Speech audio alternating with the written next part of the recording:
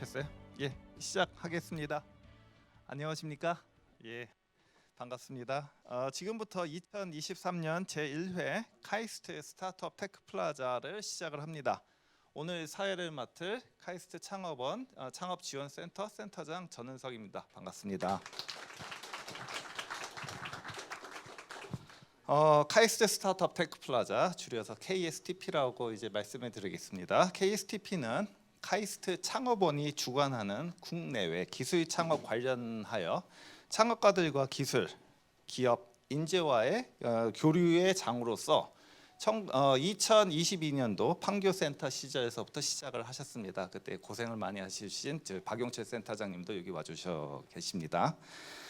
작년에는 모두 7회 개최하였고요. 예, 저희의 뛰어난 카이스트 스타트업을 발굴하여 여러 투자자분들과 기업에 소개를 하였고 투자 유치, 사업 연계 관련하여 굉장히 좋은 성과를 많이 거두었습니다. 올해부터는 강남구청과 협력을 하여 이 서울의 센터 강남에 좋은 위치에서 행사를 계속 이어나갈 수 있게 되었고요. 이 창업의 중심지에서 창업 활동의 성공을 위해서 좀 더 노력을 많이 하도록 하겠습니다. 올해 첫 1회 행사의 주제는 로보틱스입니다. 로보틱스 굉장히 요즘 핫하죠. 예, 로보틱스는 사회적 문제인 인구 감소와 노령화에 대응하여 생산 효율성 증대와 생활 및 작업 보조, 그리고 사람들이 접근하기 어려운 환경에 가서 극한 환경에서의 작업 등으로 사회와 경제에 기여를 하는 이미 메가 트렌드 기술로 자리 잡고 있습니다. 또한 로봇에 사용되는 인공지능 기반의 제어, 영상 처리, 센싱, 기구 내비게이션 등은 각각 수요 산업으로 퍼져서 그 산업들이 발전을 하고 결국에는 인간의 삶을 윤택하게 하는데 기여를 하고 있습니다. 지금 여기 오신 분들 좀 간략하게 설명을 드리자면은 국내외 대기업에서 많이 오셨고요. VC, 엑셀러레이터, 그다음에 강남구청 관계자들 분들 오셨습니다. 예, 감사합니다. 예, 예. 그리고 이제 협체 스타트업 분들이 오셨고요. 온라인에서도 여기 오시기 힘든 저희 본원이라든지 문지 캠퍼스, 홍릉 캠퍼스에서도 교수님들, 재학생들, 졸업생들이 다소 참여하고 계십니다. 약간 좀 혼선이 생겼습니다. 죄송합니다.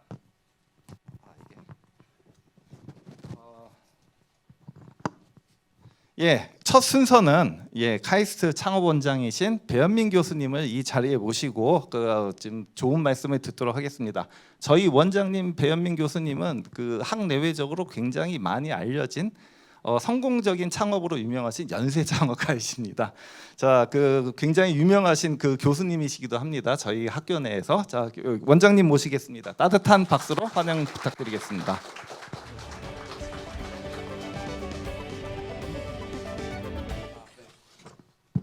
네, 이렇게 칭찬하는 소개를 해주셔서 너무 민망한데요.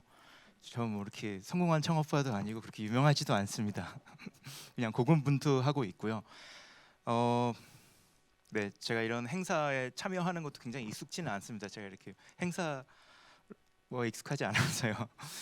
근데 이런 행사는 너무 좋은 것 같고요. 제가 미국에서 있을 때 항상 뭔가 일을 도모하려고 하면은 사람을 모으고 모이는 데만 너무 어렵기 때문에 우리나라는 굉장히 기획하고 그다음에 인구의 반이 이 수도권에 살기 때문에 굉장히 사람들이 쉽게 와가지고 다 같이 모일 수 있는 이런 걸 할 수 있다는 것 자체가 우리나라에서 창업하는 그 조건을 만드는 굉장히 효율적인 조건이라고 생각을 하고요.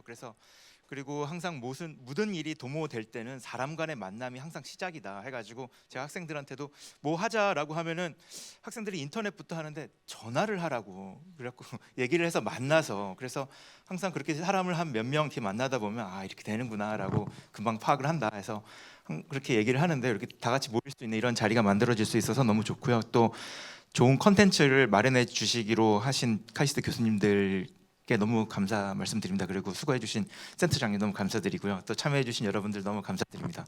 네, 자본과 인력과 기술이 만나면 성공할 수밖에 없습니다. 우리 한번 성공하는 모델을 만들어 봤으면 좋겠습니다. 감사합니다. 아, 역시 원장님 말씀 너무 잘하십니다. 예, 그 기술 세미나를 시작을 하도록 하겠습니다. 첫 번째 기술 세미나의 시작은 저희 카이스트의 대표적인 로봇 공학자 중에 한 분이십니다. 기계공학과의 공경철 교수님이시고요. 공경철 교수님께서는 그 이제 재활 및 헬스케어 웨어러블 로봇 전문 기업인 엔젤 로보틱스의 대표이사로도 겸직을 하고 계십니다. 발표시 주제는 헬스케어 로봇 시장의 동향과 엔젤 로보틱스의 대응입니다. 자, 교수님 모시겠습니다.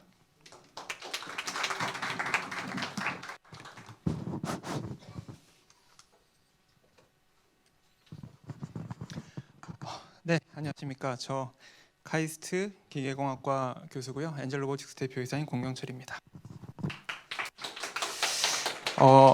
첫 페이지가 자동으로 넘어가 있는데요. 오늘은 제가 이제 회사에 대해서 이제 어떤 기술을 가지고 어떤 창업을 했고 어떤 시장을 보고 있는지에 대해서 쭉 설명을 드리도록 하겠습니다. 일단 그 저희 기업의 시작은 저하고 이제 세브란스 재활병원의 나동우 교수님이란 분이 의사 선생님하고 이 로봇을 만드는 로봇 공학자고 둘이서 여러 건의 이 그 협력 연구를 하다가 이 정도면 그래도 좀 사회를 위해서 뭔가 좀 이제 되돌려 줄 법하다라고 정말 이 호기롭게 시작했던 게 지금의 엔젤 로보틱스가 되었고요. 그래서 지금 현재는 그 성수동에 저희 회사가 자리돼 있고요. 지금 밑에 75명이라고 돼 있는데 이 자료를 보내드리고 어제도 3명이 입사를 해서 이제 오늘부로 78명이 됐고요. 현재 거의 한 40% 좀 넘게가 석박사 학위자로 구성이 되어 있는 회사입니다. 그리고 오늘 저희 1대 주주고 2대 주주인 LG전자에서도 오셔가지고 저의 IR을 보고 있어가지고 상당히 긴장이 되는 뭐 이런 자리이기도 합니다. 일단 저희가 그 시작을 한 부분은 의료 재활 시장이고요. 왜냐하면 이게 어차피 저희는 신기술을 하고 있는데 이게 새로운 기술을 만든다는 거하고 새로운 시장을 연다라는 거는 완전히 다른 얘기더라고요. 근데 시장을 열려고 하니 저희의 고객들이 저희가 갖고 있는 기술에 대해서 와 신기하다, 너 뭐 대단한 거 하네까지는 좋은데 이게 공감이 돼야 지갑이 열리는데 이게 도대체 어떤 기술인지를 모르면 당연히 거기까지겠죠. 뭐 열심히 하세요 정도인데 이제 그거 가지고는 어떤 기업을 운영하는 거는 쉽지 않으니까 저희가 판단했을 때 가장 절실하고 그 다음에 가장 뭔가 전문가적으로 접근하기 쉬운 것이 의료 재활이라고 생각을 했습니다. 더더군다나 이렇게 연차가 진행되면서부터 뭐 환자의 수도 늘어나고 뭐 안타깝지만 뇌졸중 환자분들의 숫자도 매년 증가하고 있고 그다음에 뭐 고령화가 진행되고 있다 이런 얘기는 굳이 설명드리지 않아도 워낙에 많이 들으셨을 것 같고요. 게다가 그 이제 장애를 갖고 태어나는 소아의 숫자도 나날이 또 늘어난다라고 하는 뭐 이런 부분을 봤습니다. 그래서 의료 재활 분야에서 확실하게 저희가 좀 우위를 가져갈 수 있겠다라는 자신감을 가지고 이제 시작을 했고요. 저희는 기본적으로는 뭐 오늘 이제 여러 진짜 정말 한국을 대표하는 분들이 오셔서 저희가 뭐 특별히 저희만의 어떤 기술이 있다라고 자랑을 많이 하고 그럴 계획은 아닙니다만, 그러니까 저희가 이제 굉장히 강점을 가졌다라고 생각했던 부분은 제일 중요한 거는 의도 파악이었고요. 사람을 보조를 하려면 이 사람이 어떻게 움직이는지를 잘 알고 거기에 맞는 보조력을 계산해서 로봇으로 정밀하게 구현을 해야 되니까 그래서 의도를 잘 파악하는 기술, 그 다음에 보행 보조를 사람에 맞춰서 잘 세팅해주는 기술, 그리고 이제 구동기를 이용해서 정밀하게 힘을 구현하고 제어하는 기술, 그 다음에 데이터를 이용한 분석 기술 이렇게 4가지를 저희 이제 기업의 4개의 그 아주 핵심 기술로 선정을 하고 계속 지재권 등등을 관리를 했습니다. 그 결과 지금 상용화에 완성을 했거나 아니면 이제 진행 중인 것들의 제품들을 보여드리는데요. 일단 첫 번째로 그 상용화가 이제 끝난, 그러니까 제가 첫 논문을 쓴 게 이 관련해서 첫 논문을 쓴 게 2003년이었는데 그러니까 정확히 작년에 상용화가 끝났으니까 이제 19년 만에 첫 논문에서부터 저널 논문에서부터 이제 상용화가 끝나서 판매까지 이루어진 그 제품이고요. 저도 이 하나의 로봇을 완성하는데 19년이라는 시간이 걸릴 줄은 진짜 상상도 못했는데 그렇게 해서 탄생한 첫 번째 의료기기입니다. 이 의료기기는 이 뭐 다른 소위 뭐 경쟁 업체들 뭐 여러 곳이 있기는 합니다. 그냥 웨어러블 로봇이라는 그 분야에 대해서는 경쟁 업체가 있기는 하나 저희만의 기술은 일단은 힘을 보조하는 그냥 그런 기술이고요. 그렇기 때문에 그 각 환자분들의 딱 부족한 만큼만 살짝 도와줘서 개개인의 어떤 챌린지를 계속적으로 자극할 수 있는 그런 방식의 이제 의료 기기로서 만들었습니다. 이게 기존에도 뭐 재활 치료라는 게 없었던 건 아니고요. 그러니까 보행 재활이라는 거는 기존에도 있었고, 그렇지만 저희는 로봇을 접목하면서 이제 훨씬 더 정교한 그 보행 재활 치료가 가능해졌다라는 게 사실은 기본적으로 시작점이었고요. 그렇기 때문에 뭐 치료사분들이 제공하시는 일어서기 앉기 등등의 여러 동작에 대한 재활을 당연히 지원을 했어야 됐고, 그다음에 이게 이제 병원에서 저희가 조사를 해보니 어려운 게 일주일에 한 번 재활 치료를 할 수 있는데 일주일에 한 번 30분씩 재활 치료를 하는데 지난주 다르고 뭐 이번 주 다르고 다음 주 다르고 치료사 달라지면 달라지고 이런 좀 어려움이 있다라고 해서 이제 당연히 로봇이니까 데이터 저장해 놨다가 다시 불러와서 그대로 하면 되니까 그래서 이런 부분을 이제 저희가 좀 해소를 해드렸고요. 그리고 사실은 이제 이게 제가 이제 교수로서 연구만 할 때는 여기까지만 해도 되게 해피했는데 이게 실제로 시장을 열려고 하니까 과연 그러면 이게 경제적으로 과연 효익이 있느냐라는 부분에 대해서 많은 챌린지를 받았습니다. 그래서 요거는 저희가 이제 그 보행치료 급여 MM302, MM105라는 그 우리나라의 건강보험 급여 항목 중에 보행재활치료 급여인데요. 그래서 여기에 맞도록 처음에 만들었는데 문제는 저 급여들은 로봇을 이용한 급여가 아니기 때문에 굉장히 저렴합니다. 그래서 굉장히 이제 여러 가지 아이디어를 내놨는데 제 첫 번째 그 저 현실적인 문제를 해지했던 방법 중에 하나는 이게 힘을 제어하는 로봇이니까 이게 뭐 동작이 결정되어 있는 로봇이 아니거든요. 그러니까 모든 사람이 로봇을 입었을 때 다른 데이터가 나온다라는 점에 착안을 해서 거기서부터 나오는 데이터를 분석을 하고 그래서 동작 분석이라는 기능을 저희가 인증을 하나를 또 따로 받았습니다. 그래서 병원에서는 보행 보조 재활도 하지만 거기에 이제 진단을 하면서 그 진단에 대한 이제 비급여 청구를 할 수 있도록 또 열어드려서 병원에서의 그 손익분기를 굉장히 당길 수 있도록 해드렸고요.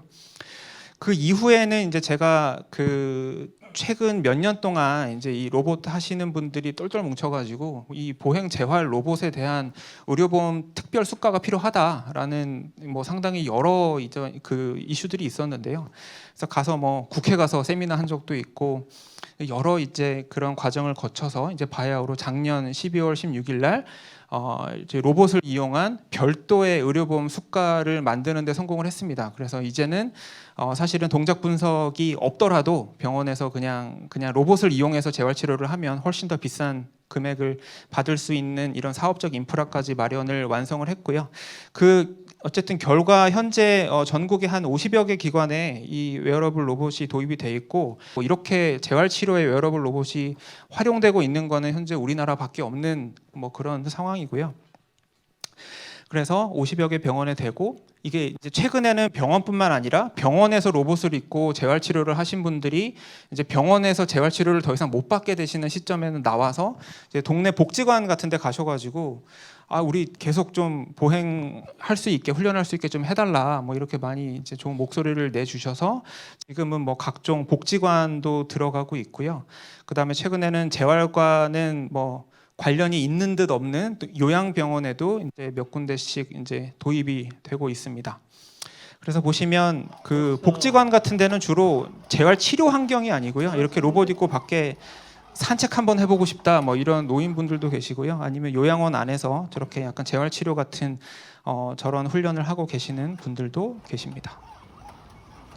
그래서 이렇게 시장을 열심히 확대를 하고 있고요. 근데 이 와중에 저희는 사실 경쟁이라고 생각하지 않았던 여러 이제 다른 업체들이 경쟁자로서 보이기 시작하더라고요. 그래서 그 시점에 이제 저희가 택한 거는 일단은 의료기기에 대해서는 그러면 의료적인 임상 유효성을 아주 확실하게 우위를 가져가야 되겠다라고 해서 100여 명 이상의 그 의료 다 임상 의료기관의 그 의료 임상 시험을 진행을 했고 현재 100명 이상 진행을 했고 그다음에 소아에 대해서 뇌졸중에 대해서 임상 시험까지 모두 다 완료를 했습니다. 근데 이렇게 의료 시장만을 놓고 보면 사실은 의료 시장이 생각보다는 시장이 작지는 않은데 그렇다고 하나의 기업이 점점점 커서 이제 아주 큰 기업이 되기에는 시장이 작습니다. 하나의 스타트업이 상장하는 데까지는 큰 무리는 없다는 생각이 됩니다. 기본적으로 우리나라의 재활 시장이 한 5천억 규모 되거든요. 그렇기 때문에 하나의 기업이 어느 정도까지는 가능하나? 그래서 이후를 저희가 바라봐야 되게 생겼었고요. 그때부터 보기 시작한 게 그러면 사람이 병원에서 재활 치료를 하고 나서는 그럼 어떤 일을 하느냐를 보면 일단은 가정에서 재활을 더 이어가야 되고 그 다음에는 이제 집으로 가셔야죠. 그래서 어떤 그 약간의 불편함을 갖고 계신 분들이 일상생활에서 뭔가 할 수 있지 않을까라고 봤고 그때부터 이제 약간 세그멘테이션을 해봤더니 역시나 병원에서 쓰는 재활 장비와 이제 일상에서 쓰기 위한 이런 로봇들이 역시나 이제 분리가 좀 가능했습니다. 그래서 저희가 병원에서의 의료기기와 이제 개인 사용을 위한 이런 기기로 나눠서 저희의 이제 포트폴리오를 나누기 시작했고요. 그래서 어떻게 보면 오늘 발표 서두 없이 요 하나의 슬라이드만 가지고 10분을 때웠어도 될 것 같은데 기본적으로 새로운 시장은 정부 주도의 시장에서 기업 주도의 시장에서 개인 고객으로 이렇게 프로파게이션이 되어 간다고 믿어집니다. 근데 저희가 커버링할 수 있는 거는 인에이블먼트와 인핸스먼트와 그다음에 에듀케이션, 엔터테인먼트 4E 시장으로 이렇게 구성이 되는데요. 여기서 저희가 지금 했던 거는 이제 그 의료 시장에서의 B2G는 저희가 뭐 확실하게 이제 다 선점을 한 것 같고 그리고 작년부터는 이제 그 개별 병원에서 직접 구매를 하는 그런 세상이 열렸기 때문에 B2B까지는 확장이 된 것 같고요. 여기서 B2C로 넘어가려면 이제 좀 다른 개인 사용 로봇이 이제 개발돼야 돼서 여기를 현재 저희가 제품화를 진행 중이고 인핸스먼트는 작년 1월부로 다들 잘 아시는 중대재해처벌법이 발효가 됐습니다. 그래서 여러 이제 기업들에서 산재 보호를 위한 뭐 그런 니즈가 많이 올라와서 인핸스먼트 여기에 B2G를 했고 B2B를 하고 있고 이것도 개인 사용으로 넘어가자면 여기에 맞는 이제 제품화를 진행하고 있고 에듀케이션이나 엔터테인먼트는 정부 주도는 없고요. 대신에 어떤 기업 주도의 이런 뭐 골프나 피트니스나 이런 시장이 있고 이게 이제 개인 홈트로 넘어갈 것으로 뭐 이렇게 보입니다. 그래서 이런 이제 확장하는 그러니까 시장을 확장해 나가는 계획을 가지고 저희 엔젤 로보틱스를 운영을 하고 있고요. 지금 아주 잠깐 시간이 남았는데 이 부분은 아까 잠깐 설명드린 그 중대재해처벌법에 대응하기 위한 그런 무동력 보조 슈트인데요. 사실 로봇이라고 부르지는 않습니다. 이거는 모터가 들어가거나 회로가 들어가진 않기 때문에 그래서 대신에 이제 각 공장에서 아주 정교하고 정밀하게 해당 동작에 대해서만 이렇게 튜닝을 해드리고 대신에 저희가 리포트를 발행을 합니다. 이 공장에서 원래 이 정도로 산재 위험성이 있었는데 저희가 이 슈트를 적용을 하고 났더니 이 정도로 산재 위험성이 많이 줄더라라는 이제 리포트를 발행을 해드리고 그러면 이제 그거를 받아들이시고 이제 여러 가지로 이제 이 그 보조 슈트를 실제 현장에 디플로이를 하죠. 그래서 항상 저희 거 가져가면 몇 초 만에 입어요? 뭐 이런 질문을 하셔가지고 저희가 이렇게 빨리 입습니다. 이런 걸로 이제 가서 증명도 했던 뭐 이런 것도 있고요. 그래서 이렇게 여러 시장이 있는데 이 여러 시장들을 이제 결국에는 하나로 묶기 위해서 최근에는 그 기본적으로 클라우드 시스템을 이용해서 이제 여러 데이터 취득하고 이제 그 통합 앱 솔루션 개발을 하고 있습니다. 그래서 저희 엔젤 로보틱스는 이런 식으로 이 하루하루 달라지는 헬스케어 시장에 열심히 대응을 하고 있습니다. 감사합니다.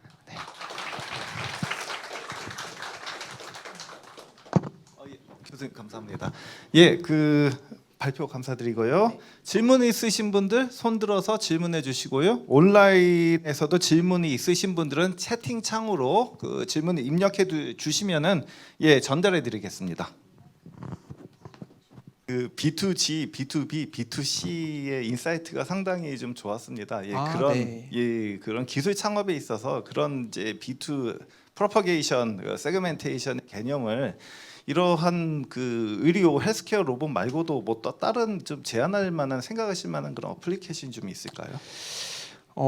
일단은 사실 웨어러블 로봇이라는 아이템이 그 갖고 있는 굉장히 중요한 매력 중에 하나가 사람한테 딱 달라붙어 가지고 물리적인 어떤 서비스를 제공할 수 있고 그다음에 사람한테서 아주 많은 데이터를 이제 읽어낼 수 있다라고 하는 그런 게 있는데요.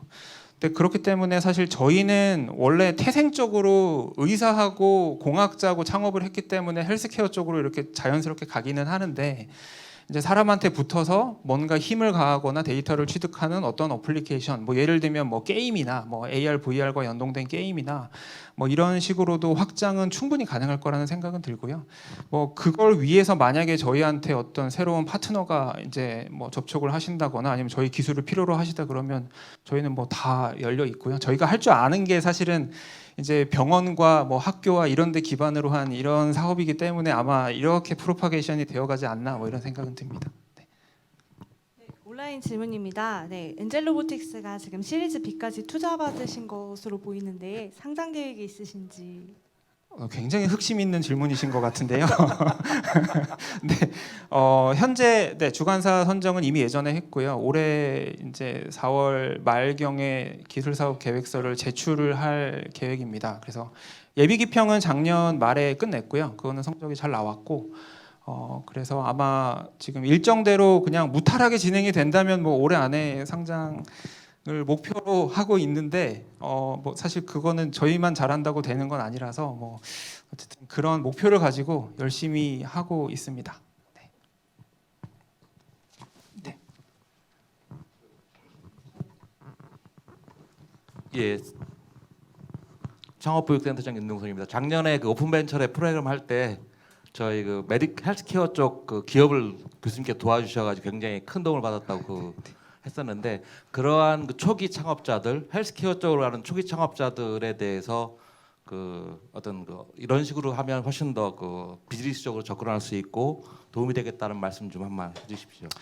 아, 네. 사실 아까 제가 좀 일찍 와가지고 저희 카이스트 학생들이 또 창업한다 그래가지고 제가 막 여기 이렇게 막 묵혀 있던 거 갑자기 소주 한 잔 생각이 나면서 막 터졌었는데요. 지금 사실은 저도 이번이 두 번째 창업이거든요. 첫 번째 창업했던 거는 정말 보기 좋게 망했고 그 망하면서 이제 와이프한테도 엄청 혼나고 뭐 이게 과연 가능할까 이렇게 하다가 여러 가지 이제 그 과정과 레슨런을 거쳐서 두 번째 창업을 했는데도 사실은 두 번째 창업을 지금 또 돌이키면은 제가 너무 이제 어설펐던 점이 많아서 이게 처음에는 분명히 아이템이 좋아 보이고 시장이 좋아 보이고 그리고 이상하게 처음에는 도와주겠다는 사람이 너무 많아요. 나는 아이템만 들고 있다 그러면 주변에서 와서 막 도와주겠다고 막 하는데 지금 보니까 이제 이게 어떤 게 그냥 이제 어떤 상업적인 뭐 그런 적분이었고 어떤 게 진심이었고 이런 게 보이는데 그 당시에는 그런 게 좀 보이지 않았어서 제 생각에는 혹시나 이제 새로 뭔가를 준비하시는 분들이 있다면 절대 이렇게 감성에 막 휩쓸려 가지고 쉽게 결정하지 마시고 좀 믿을 만한 멘토를 먼저 정하시고 그래서 이제 이게 정말로 진심 있는 도움인지 아니면 뭔가를 얻어내려는 도움인지에 대해서 그래도 옥석을 가릴 수 있는 조언을 해주실 분을 옆에 두시고 그 다음에 이제 창업을 진행하시는 거를 강력 추천드립니다. 이게 정말 지금 생각하면 전 세상이 다 천사인 줄 알았어요.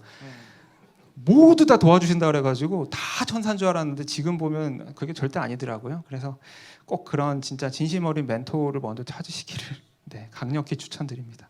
저 교수님 그 진심 어린 멘토 추천해 주실 만한데 혹시 저희 네 저희 그 카이스트 창업원 기술가치 창출원에서 열심히 그 창업하시는 분들 지원해드리겠습니다. 네. 다 이렇게 다 광고한 겁니다. 이렇게 예. 저희가 저희는- 뭐 예, 짜고 한 거 죄송합니다. 아니고요. 네, 네, 네. 네. 저 발표 너무 잘 들었습니다. 어디실까요? 가운데 있습니다. 아, 네, 네. 발표 너무 일단 잘 들었고요. 첫 번째로 그 의도 파악 기술 관련해서 질문이 하나가 있는데 네. 이제 그 처음에 이제 만약에 처음부터 자세나 행동이 잘못된 사람의 의도를 파악하고 그 사람의 행동을 보조하게 되면 그러니까 그게 오히려 잘못된 결과를 초래할 수도 있잖아요. 그러니까 네. 저희가 가지고 우리 엔젤 로보틱스의 로봇이 그러니까 교정의 역할까지도 같이 수행을 하는 것인지 좀 궁금합니다. 그 진짜 좋은 질문이신데요. 이게 그냥 개인 사용자용은 그러니까 B2C로 나가는 개인 사용자용은 그 본인의 의도를 파악하는 게 맞는데 사실은 의료기기로서의 웨어러블 로봇에서의 의도 파악의 그 의도는 물리치료사의 의도거든요.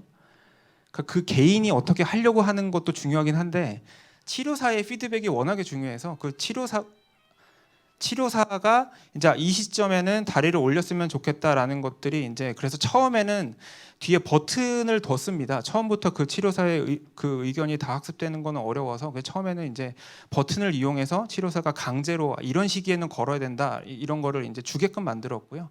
그게 이제 반복이 되면 이제 비슷한 거에 그 피처 디텍션이 일어나고 네 그렇게 됩니다. 네, 온라인 질문입니다. 고령화로 인해 노인 요양 분야에도 헬스케어 로봇의 기회가 크게 존재할 것으로 예상하는데요. 노인 요양 시장을 타깃으로 하는 구체적인 제품 개발 계획이 있으신지 질문이 들어왔습니다.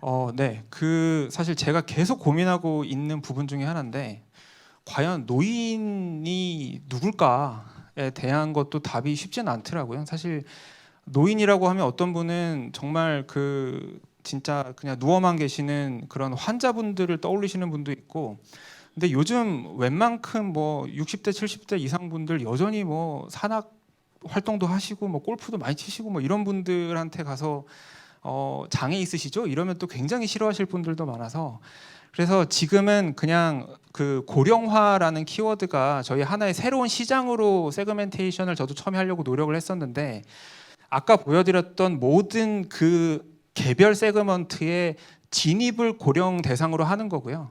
거기서부터 점점 시장을 넓혀가는 걸로 생각을 하고 있습니다. 왜냐하면 저희 지금 의료기기로 들어간 것도 처음에는 노인분들이 많이 쓰셨다가 점점 이게 이제 연령대가 확보되고 아이들로 가는 거거든요. 그래서 그게 뭐 지금 그 근로 현장도 마찬가지고요. 그 다음에 뭐 그 어떤 뭐 골프나 이런 레저 현장도 결국에는 몸에 관심이 많으신 노인분들로 시작해서 시장이 확대되어 가는 걸로 네, 그렇게 해석을 하고 있습니다. 네, 짧게. 네. 네, 발표 잘 들었습니다. 그 업계 동향에 대한 질문 조금 드리고 싶은데, 네. 뭐 최근에 이제 이슈가 됐던 뭐 삼성전자랑 레인보우 로보틱스 관계나 뭐 그 전에 이제 현대차와 보스턴 다이나믹스 이런 거 봤을 때 좀 이제 대기업들이 로보틱스에 관해서 내재화하려는 움직임들이 조금 있잖아요. 네. 그런 트렌드에 대해서 좀 어떻게 생각하시고 그런 거 봤을 때 저희는 장기적으로 전략 어떻게 짜고 계신지 궁금합니다. 저기 현대도 와 계시고요, LG전자도 와 계시고, 네, 그 대답은 저보다는 저쪽에서 해주시면 좋겠는데 제가 지난주에 언론사 인터뷰하는데 갑자기 저희가 이제 처음부터 LG전자의 투자를 받아서 이렇게 커갔다는 거를 이제 그분이 아셔서 난데없이 구광모 회장님의 로봇에 대한 비전이 뭐냐 이러고 저한테 물으시더라고요. 그래서 저도 모르겠다. 이게 저도 그걸 알면 제가 거기에 맞춰서 뭐 가서 발표라도 드릴 텐데 저도 궁금합니다 이랬는데 뭐 확실한 거는 대기업들이 미래 먹거리로 로봇을 선정했다라고 하는 것만은 사실인 것 같고 근데 그거에 대해서 이제 이런 뭐 스타트업이나 중견 기업들을 어떻게 활용할지에 대한 부분은 사실은 뭐 저도 굉장히 궁금하고 너무나 알고 싶은 부분이라서 네 마이크를 나중에 넘기도록 하겠습니다. 감사합니다. 대답 꼭 해주시기 바랍니다. 네. 저희가 이제 처음부터 LG전자의 투자를 받아서 이렇게 커갔다는 거를 이제 그분이 아셔서 난데없이 구광모 회장님의 로봇에 대한 비전이 뭐냐 이러고 저한테 물으시더라고요. 그래서 저도 모르겠다. 이게 저도 그걸 알면 제가 거기에 맞춰서 뭐 가서 발표라도 드릴 텐데 저도 궁금합니다 이랬는데 뭐 확실한 거는 대기업들이 미래 먹거리로 로봇을 선정했다라고 하는 것만은 사실인 것 같고 근데 그거에 대해서 이제 이런 뭐 스타트업이나 중견 기업들을 어떻게 활용할지에 대한 부분은 사실은 뭐 저도 굉장히 궁금하고 너무나 알고 싶은 부분이라서 네 마이크를 나중에 넘기도록 하겠습니다. 감사합니다. 대답 꼭 해주시기 바랍니다. 네. 예, 그 시간적 제약이 있어가지고 그 Q&A 세션은 여기까지로 하겠습니다. 감사합니다. 제 두 번째 기술 세미나는 카이스트 역시 대표적인 로봇 연구가 중에 한 분이십니다. 기계공학과 황보재민 교수님이시고요. 로봇 활동의 공간을 그 스트럭처드 된 인바이러먼트에서 그 모래밭, 산악 등으로 넓힌 이제 사족 보행 로봇을 연구하고 계시고요. 그 굉장히 국제적으로 권위 있는 학술 권위지인 사이언스 로보틱스 최신호의 그 연구 결과가 실리기도 하셨습니다. 황보재민 교수님께서 발표하실 주제는 보행 로봇 기술 트렌드입니다. 자, 발표를 들어보도록 하겠습니다. 네, 반갑습니다. 네, 저는 아까 그 공경철 교수님과 같이 이제 기계공학과 카이스트 기계공학과에 일을 하고 있고요. 저 오늘 말씀드릴 건 이제 보행 로봇에 대해서 말씀드리겠습니다. 저는 이제 뭐 회사는 없고요. 저는 이제 카이스트 기계공학과에서 이제 뭐 학생들 가르치고 그다음에 보시는 보행 로봇 연구하고 있고요. 그래도 이제 저희는 이제 뭐 이제 좀 이따 IR 피칭도 할 거고 그다음에 이제 회사에도 스타트하는 게 관심이 있기 때문에 네, 그쪽으로 연구가 많이 관련이 있습니다. 그리고 지금 여기서 말씀드릴 건 약간 좀 연구실 연구에 관련된 거고요. 그 IR 피칭에서는 좀 사업적에 관련된 네, 그런 말씀드리겠습니다. 네, 그래서 저희가 이제 보행 로봇을 만든 이유는 이렇게 복잡한 환경에서 저희가 이제 모두 쓸 수 있는 그런 로봇을 만들기 위해서입니다. 그래서 보시는 것처럼 뭐 이렇게 전기 설비가 될 수도 있겠고, 아니면 뭐 공장이 될 수도 있겠고요. 지금 이런 거는 이제 제철소죠. 이런 제철소 같은 데는 지금 포스코 제철소 들어보면 이게 공장이 굉장히 크고요. 저희 생각한 것보다 훨씬 큽니다. 그래서 저희 한 8km 정도 되는데 이런 인스펙션을 지금 사람들이 하고 있어요. 물론 이 한전 설비도 마찬가지고 한전 설비는 뭐 더 크겠죠. 그래서 이런 설비를 저희가 자동으로 인스펙션하는 그런 로봇을 생각하고 있고요.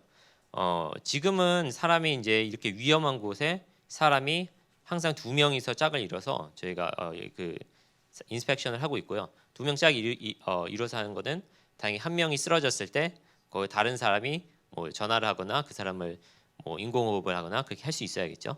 그래서 생각보다 돈이 많이 들고요. 그 다음에 공장이 위험하기 때문에 사람이 다칠 수 있겠죠. 그래서 그런 점들을 제가 이제 로봇을 대체하고 싶은 거고요. 그 다음에 뭐 이렇게 산악 지형에서 저희가 뭐 이 사실 이런 산악 지형에서 나무들이 잘 자라고 있는지 나무들이 얼마나 컸고 그 다음에 너무 늙은 나무는 있는지 이런 것들을 체크하고 계속 관리하려는 그런 노력들은 계속 있어요. 근데 지금 이미 사람이 하고 있는데 그런 것도 로봇으로 대신할 수 있겠고요. 뭐 우주에 가는 로봇은 저희가 우주에 가는 로봇 한 대 만드는데 수조를 투자합니다.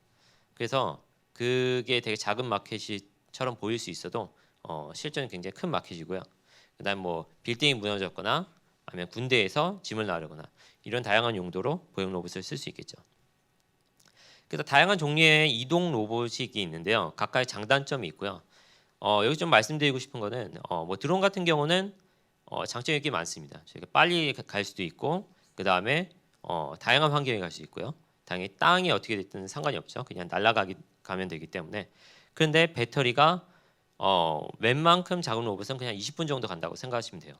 제가 그거를 계속 비디오를 찍고 지능을 계속 쓰는 상태에서 이 로봇이 움직인다라고 하면 20분 정도라고 생각하시면 됩니다. 물론 이 보행 로봇보다 더 오래 가는 로봇들도 있고요. 뭐 바퀴를 단다거나 트랙을 단다거나 이런 굉장히 오래 가는 로봇들이 있는데요. 보행 로봇도 그렇게 뭐 짧진 않습니다. 저희가 이제 다음에 개발하는 로봇은 8시간 정도 작업을 할 수 있게 개발하고 있고요. 근데 물론 바퀴 달린 로봇은 지금 뭐 아이로봇 같은 경우는 제가 10시간 가는 바퀴 달린 로봇들도 봤어요. 그래서 물론 그런 거에 부족하긴 하지만 거의 비슷하다라고 할 수 있겠고요. 그리고 차이라고 하면은 저희 로봇이 이 보행 로봇이 당연히 그런 로봇 이 바퀴나 트랙 로봇보다는 비정형 환경에서 좀 복잡한 환경에서 더 잘 움직일 수 있습니다. 그런 것들이 큰 장점이 되겠고요. 이 발표에서 이제 계속 보여드릴 겁니다. 네, 그래서 보시면 지금 이미 상업화된 보행 로봇들이 많습니다. 네, 그래서 이제 뭐 중국에서 만든 로봇들도 있고 지금 여기 없지만 뭐 보스턴 다이내믹스의 스팟도 있고요. 지금 오른쪽 아래는 비전 60라고 미국에서 만든 로봇이고요. 왼쪽 아래는 그 B1이라고 유니트리 중국 회사에서 만든 로봇입니다. 그래서 이미 이런 다양한 로봇들이 있는데 이 다양한 로봇들의 또 중요한 점은 이 로봇들이 어떻게 제어되냐예요. 저희가 이제 로봇을 앞으로 가기 위해서는 다리를 움직여야 되고 그 다리에는 각각 다리에 3개의 구동기가 있고요. 그럼 그 3개의 구동기를 어떻게 구동해서 이 로봇을 앞으로 가게 할 거냐? 이게 굉장히 어려운 문제가 되겠죠. 그래서 뭐 이제 옛날부터 이제 사람들이 많이 제어 방식을 연구를 했고요.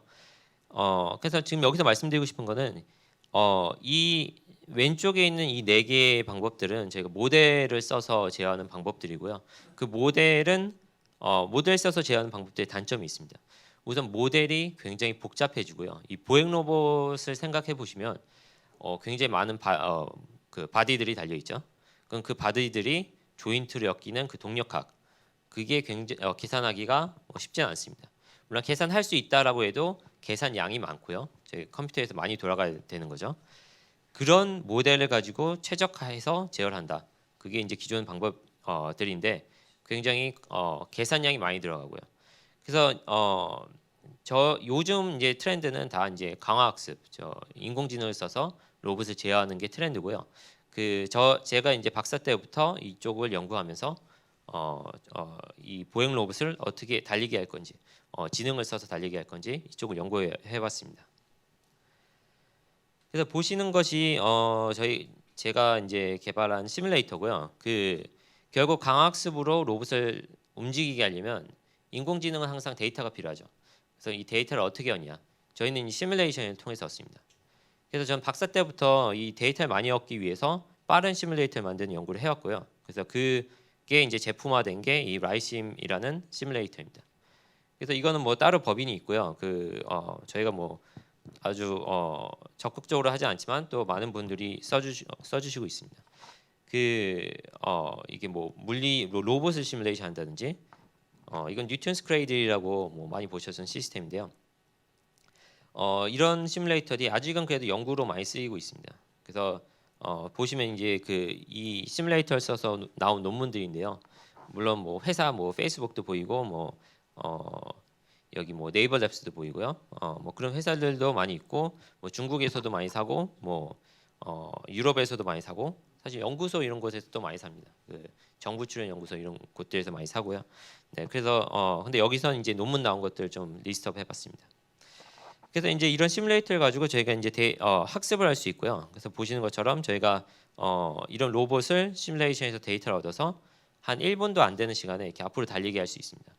지금 처음에 완전 랜덤한 상태에서 로봇을 달리게 하는데 1분 정도밖에 안 걸리고요. 물론 이게 좀 더 어려운 환경에서 로봇을 달리게 한다라고 하면 더 데이터가 많이 필요하겠죠.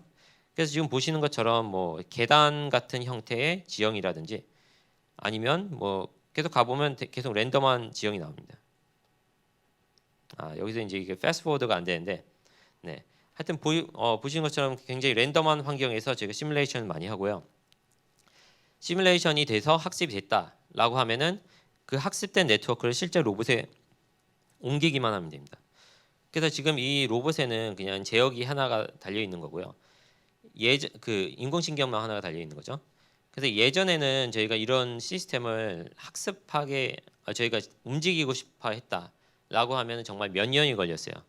그래서 저희 이제 박사할 때도 이제 박사 하시던 선배님들이 거의 박사 하나를 다 써서 제어기 하나를 만드는 수준이었다면 지금은 이제 시뮬레이터를 가지고 저희가 이제 몇 달 정도, 한 두세 달 정도 로봇에 집중하면은 이렇게 움직이게 할 수 있습니다.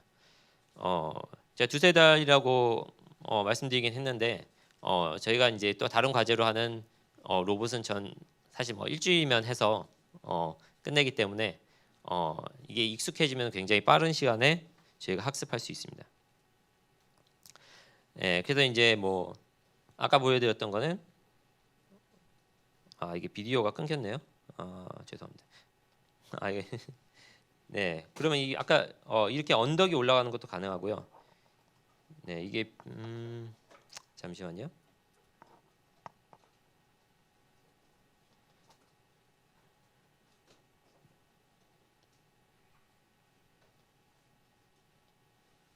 여기는 비디오 나옵니다. 이게 사실 아까 IR 피칭 그 슬라이드를 준비한 건데 비디오는 갔기 때문에 여기서 보여드리겠습니다. 네, 그래서 이제 뭐 산에 올라간다든지 지금 이게 지금 카이스트에 있는 동상입니다. 그래서 저희가 로봇이 올라가는 비디오를 볼 수 있고요. 이 언덕 같은 경우는 저는 사실 못 올라가겠어요. 저는 가봤는데 학생들은 아주 잘 올라갑니다. 저보다 한 10살 어리세요. 네, 그래서 이제 뭐 이렇게 언덕을 올라갈 수도 있고 또 저희 로봇 장점은 굉장히 강건하게 제어를 하고요. 지금 이거 보시는 비디오를 굉장히 저희가 오랜 기간 동안 로봇이 안 넘어지고 움직일 수 있다는 걸 보여주는 거예요. 그래서 일반적으로 로봇 비디오라고 하면은 제가 보스턴 다이내믹스 비디오도 많이 보셨을 텐데 굉장히 짧은 시간을 보여주죠. 한 1분이 넘는 건 없어요. 특히 이렇게 야외에서 찍을 때 오래 보여주는 비디오는 없습니다. 왜냐하면 넘어지니까요. 움직이다 넘어집니다 무조건. 그런데 저희는 이렇게 오래 할 수 있는 것도 보여드리고요. 이게 저도 정확히는 안 재봤지만 총 한 20분 정도 돼요. 또 이게 비디오가 패스트포워드가 안 되는데, 네, 여기 좀 이거 좀 아쉽네요. 네, 하여튼 제가 굉장히 오랜 기간 동안 이런 복잡한 지형에서 로봇을 제어할 수 있다. 네, 그런 게 포인트입니다. 그러면 아까 그 슬라이드로 가세요. 조금 더 보여드리면은 이제 저희가 아까 보여드렸던 거는 이제 지형이 어려운 곳이고요. 저희가 굉장히 미끄러운 지형도 있잖아요. 그래서 그 미끄러운 지형에서 어떻게 제어할 거냐. 사실 이 미끄러운 지형에서 어려운 점은 상태 추정이라고 하는데 사실 제어랑은 약간 물론 비슷한 개념이지만 로봇이 움직이면서 내가 어떤 상태에 있냐를 판단하는 거예요. 그래서 그런 것도 저희가 연구를 했고요. 이것도 마찬가지로 이제 인공신경망을 학습해서 저희가 이 실제 로봇에 옮기게 됩니다. 지금 보시는 게 이 판이 저희가 플라스틱 판에 설탕 같은 가루를 뿌려서 굉장히 미끄럽게 만든 거예요. 그래서 이거는 이제 기존에 있던 제역인데 저희 제역이 아니라 기존에 있던 제역인데 이거는 저희 제역이고요. 지금 눌러가지고 이제 다시 뒤로 갔는데 이건 이제 기존에 있던 제역입니다. 저희가 이 로봇을 받았을 때 원래 로봇에 들어가 있는 제역이고요. 그러니까 보시는 것처럼 굉장히 땅이 미끄러워요. 근데 이런 미끄러운 지형에서 저희가 이제 되게 강건하게 움직일 수 있다라는 거를 보여드리는 거고요. 네, 그래서 이 로봇은 저희가 이제 MIT에서 받은 로봇이고요. 저희가 처음에 저희가 카이스트에 부임해서 로봇이 없었기 때문에 이제 이런 로봇을 썼고요. 지금은 이제 저희가 만든 로봇을 쓰고 있습니다. 그래서 보시는 것처럼 항상 다리는 미끄러질 수밖에 없는데 미끄러진 상태에서 어떻게 제어를 잘하냐. 저희도 이제 블랙 아이스 가면은 미끄러질 수밖에 없죠. 육안으로 봤을 때는 구분이 잘 안 가잖아요. 그래서 로봇도 마찬가지로 이 플라스틱 판을 보고 이 미끄러운지 안 미끄러운지는 정확하게 판단하기 어렵습니다. 근데 대신 미끄러졌을 때 제어를 잘해서 균형을 맞추는 거죠. 네, 그래서 마찬가지로 미끄러운 슬로프에서도 잘 움직이고요. 네, 그래서 이제 아까는 미끄러운 지형이었고 이거는 무너지는 지형입니다. 제가 모래 같은 지형에 갔을 때 다리를 내디지면은 모래는 당연히 무너지죠. 정확하게 이제 하드한 컨택이 없다 저희 얘기를 하는데 그런 상황에서 어떻게 로봇을 제어하냐. 이 비디오 보면은 이제 동물들은 잘 움직입니다. 그래서 당연하죠. 저희도 이제 모래 위에서 뛸 수 있기 때문에. 근데 로봇은 그걸 어떻게 할 수 있겠냐. 무너지는 지형에서 이제 두 가지 어려운 점은 하나는 다리가 이렇게 빠지고요. 다리가 빠지기 때문에 정확한 컨택이냐 없냐를 구분하기 힘든 거고요. 두 번째는 모래가 다리를 미끄러지게 합니다. 그래서 계속 미끄러지게 하면서 다리가 빠지는 굉장히 어려운 상황이고요. 지금 아래 두 개의 사진을 보시면 하나는 부드러운 모래, 하나는 좀 단단한 흙이죠. 근데 이런 지형의 차이 두 개의 프로퍼티는 굉장히 달라요. 그런데 그걸 육안으로 식별하기는 굉장히 어렵습니다. 제가 눈으로 봐가지고 이게 이런 지형이다. 이걸 판단하는 거는 굉장히 어려운 문제고요. 물론 사람은 그렇게 안 하죠. 사람은 그냥 걸어보고 다리가 빠졌네. 여기 이렇게 걸어야겠다. 이렇게 판단하게 되는 거죠. 그래서 저희가 만드는 제어기도 마찬가지고요. 저희가 걸으면서 센스에서 오는 데이터를 가지고 이게 어떤 땅이다라는 걸 판단합니다. 이런 땅이다라는 게 판단이 됐으면 그 정보를 가지고 제어를 하게 되는 거죠. 그래서 항상 환경에 대한 예측과 로봇의 상태에 대한 예측, 그 다음에 제어 이게 한꺼번에 다 이루어져야 되는 겁니다. 네, 그래서 저희가 이제 학습을 하려면 이 당연히 데이터가 있어야 되고 마찬가지로 저희가 시뮬레이터를 만들어서 그 데이터를 얻었고요. 저희가 이제 또 특별한 기술이 이제 다양한 모래를 시뮬레이션 할 수 있습니다. 그러니까 저희가 하나의 모래만 시뮬레이션 하는 게 아니라 파라미터를 바꿔가면서 다양한 모래를 만들고요. 다양한 모래 위에서 로봇을 학습시키면 로봇이 이런 모래에 갔을 때 이런 모래구나. 그걸 판단할 수 있는 능력을 주는 거죠. 네, 그래서 이거는 보셨던 분들도 계실 텐데요. 그렇게 학습된 제어기를 저희 로봇 라이버에 올린 모습이고요. 그래서 이제 여기서 말씀드리는 거는 이제 예전에 이제 모델을 가지고 이제 제어를 했다라고 하면은 그 모델이 정확해야 됐고요. 그 다음에 그 모델을 저희가 알고 있어야 되는 거죠. 그 다음에 그 모델이 바뀌면 안 돼요. 그렇죠? 근데 강화학습은 그 세 개를 모두 다 핸들링할 수 있습니다. 저희가 모델이 부정확하게 안다라고 하면은 사실 부정확하다라는 정보도 넣어줄 수 있어요. 그래서 이런 상황에서는 어떻게 해야 된다. 혹은 적응 제약이라고 해서 내 모델이 부정확해도 움직이면서 내 모델을 판단할 수 있어요. 네, 그런 것들이 이제 기존의 제어기들과의 큰 차이고요. 그래서 저희는 이제 다양한 지형에서 뛸 수 있고 로봇이 모델이 부정확해도 뛸 수 있고 뭐 다양한 장점들이 있습니다. 그래서 이게 앞으로 보행 로봇의 미래라고 생각하고 있습니다. 네, 오늘 발표 들어주셔서 감사하고요. 질문 대답하겠습니다. 예, 질문 부탁드리겠습니다.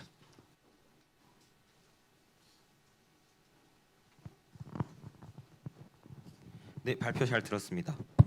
그 창업 아이템이랑 연구 방향을 지금 잘 온라인 되어 있으신 것 같은데 제가 그 방향에 고민이 좀 있습니다. 그래서 처음에 어떻게 하셨는지가 궁금합니다. 처음부터 이런 비전을 가지고 연구 방향을 시작하신 건지 아니면 연구를 하시다 보니까 시장이 보이신 건지 이게 좀 궁금합니다. 그러니까 저는 사실 되게 프랙티컬한 걸 좋아하고 사실 이게 쓰이지 않는다라면 그냥 관심이 없어지는 것 같아요. 그래서 그 제 성향에 맞춰서 저는 이게 쓸 수 있다라는 거를 믿고 이쪽을 계속 연구가 재밌어진 것 같아요. 이쪽으로. 그 발표 잘 들었습니다. 그 발표하신 거 보면 그 로봇이나 그런 것들이 정보를 얻는 데 있어서 비전이나 어떤 라이더 센서 같은 게 아니라 IMU 같은 관성 그런 자료들만 얻는 것 같아 맞나요? 네, 맞습니다. 지금까지 보여드린 건 그렇습니다. 근데 물론 미래에는 다 장착을 해서 센서를 장착해서 움직여야겠죠. 그럼 향후에 그런 비전이나 이런 쪽도 그 연계하실 생각이 있으신 거죠? 네, 맞습니다. 지금은 작업하고 있습니다 이미. 알겠습니다. 그 현재 시뮬레이터에서 그러면 제공할 수 있는 어떤 환경이라든지 그런 것들은 어느 정도 제한이 있는지 아니면 그것이 더 개선될 여지가 있는지 혹시 여쭤볼 수 있을까요? 시뮬레이션에서는 이제 뭐 비전 쪽을 좀 생각하시는 것 같은데 저희가 이제 이 시뮬레이터에서는 그 언리얼하고 언리얼 엔진하고 연동을 해서 굉장히 포토리얼리스틱한 이미지를 받아올 수 있어요. 그래서 그 이미지를 받아와서 저희가 테스팅도 할 수 있고 강화 학습도 할 수 있고 그런 시스템이 이미 다 갖춰져 있습니다.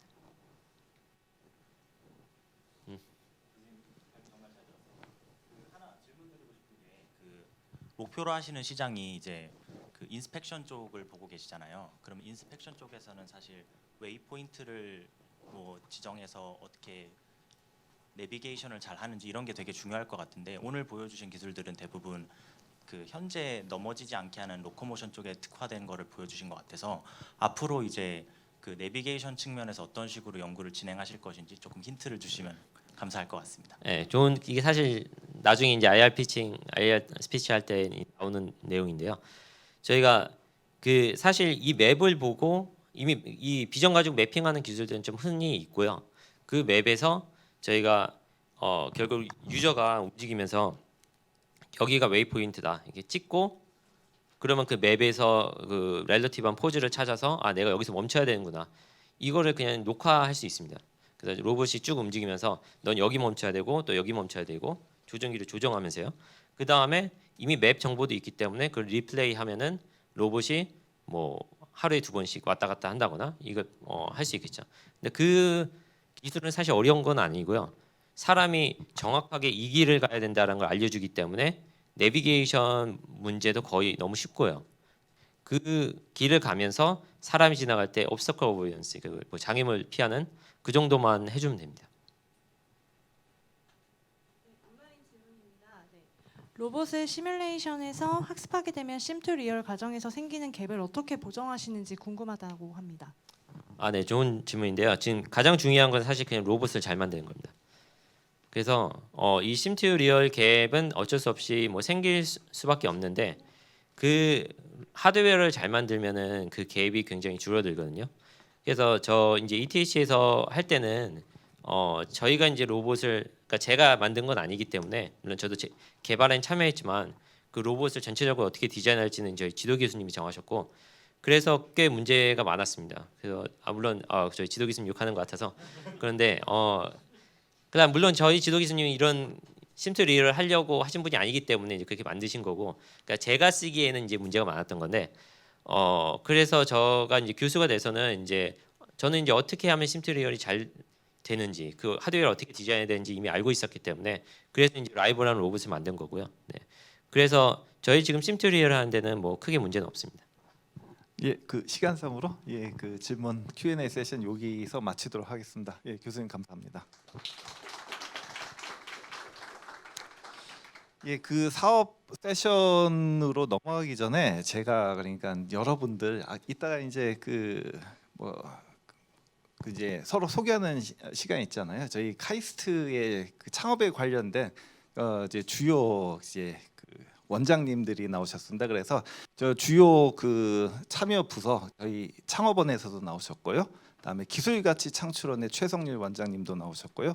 그리고 이 건물주도 오셨습니다. 강남구청의 일자리 정책을 관할하시는 그 과장님도 오셨습니다. 그래서 뭐 창업 공간이 필요하시다 그러면은 저 과장님한테 가셔서 아니라고 그러시네요. 어쨌든 한번 말씀 한번 여쭤보실 수 있을 것 같습니다. 자, 그리고 그 사업 세미나를 진행을 하도록 하겠습니다. 첫 번째 회사로요. 이제 로봇을 미래 성장 동력의 기반으로 삼고 이제 다양한 사업 개발 투자를 이어오고 있는 이제 LG전자입니다. 제가 LG전자 로봇도 2대를 가지고 있어요. 그 백큐하고 물걸레인데 굉장히 고맙습니다. 굉장히 쓰기가 편합니다. 원래 발표는 이제 그 손조 실장님이 해 주시기로 하셨는데 오늘 해외 출장을 나가셔가지고요. 그 대신 로봇 개발에 책임지고 계시는 로봇 사업 개발실의 김수미 팀장님을 모시고 발표를 들어보도록 하겠습니다. 모시겠습니다.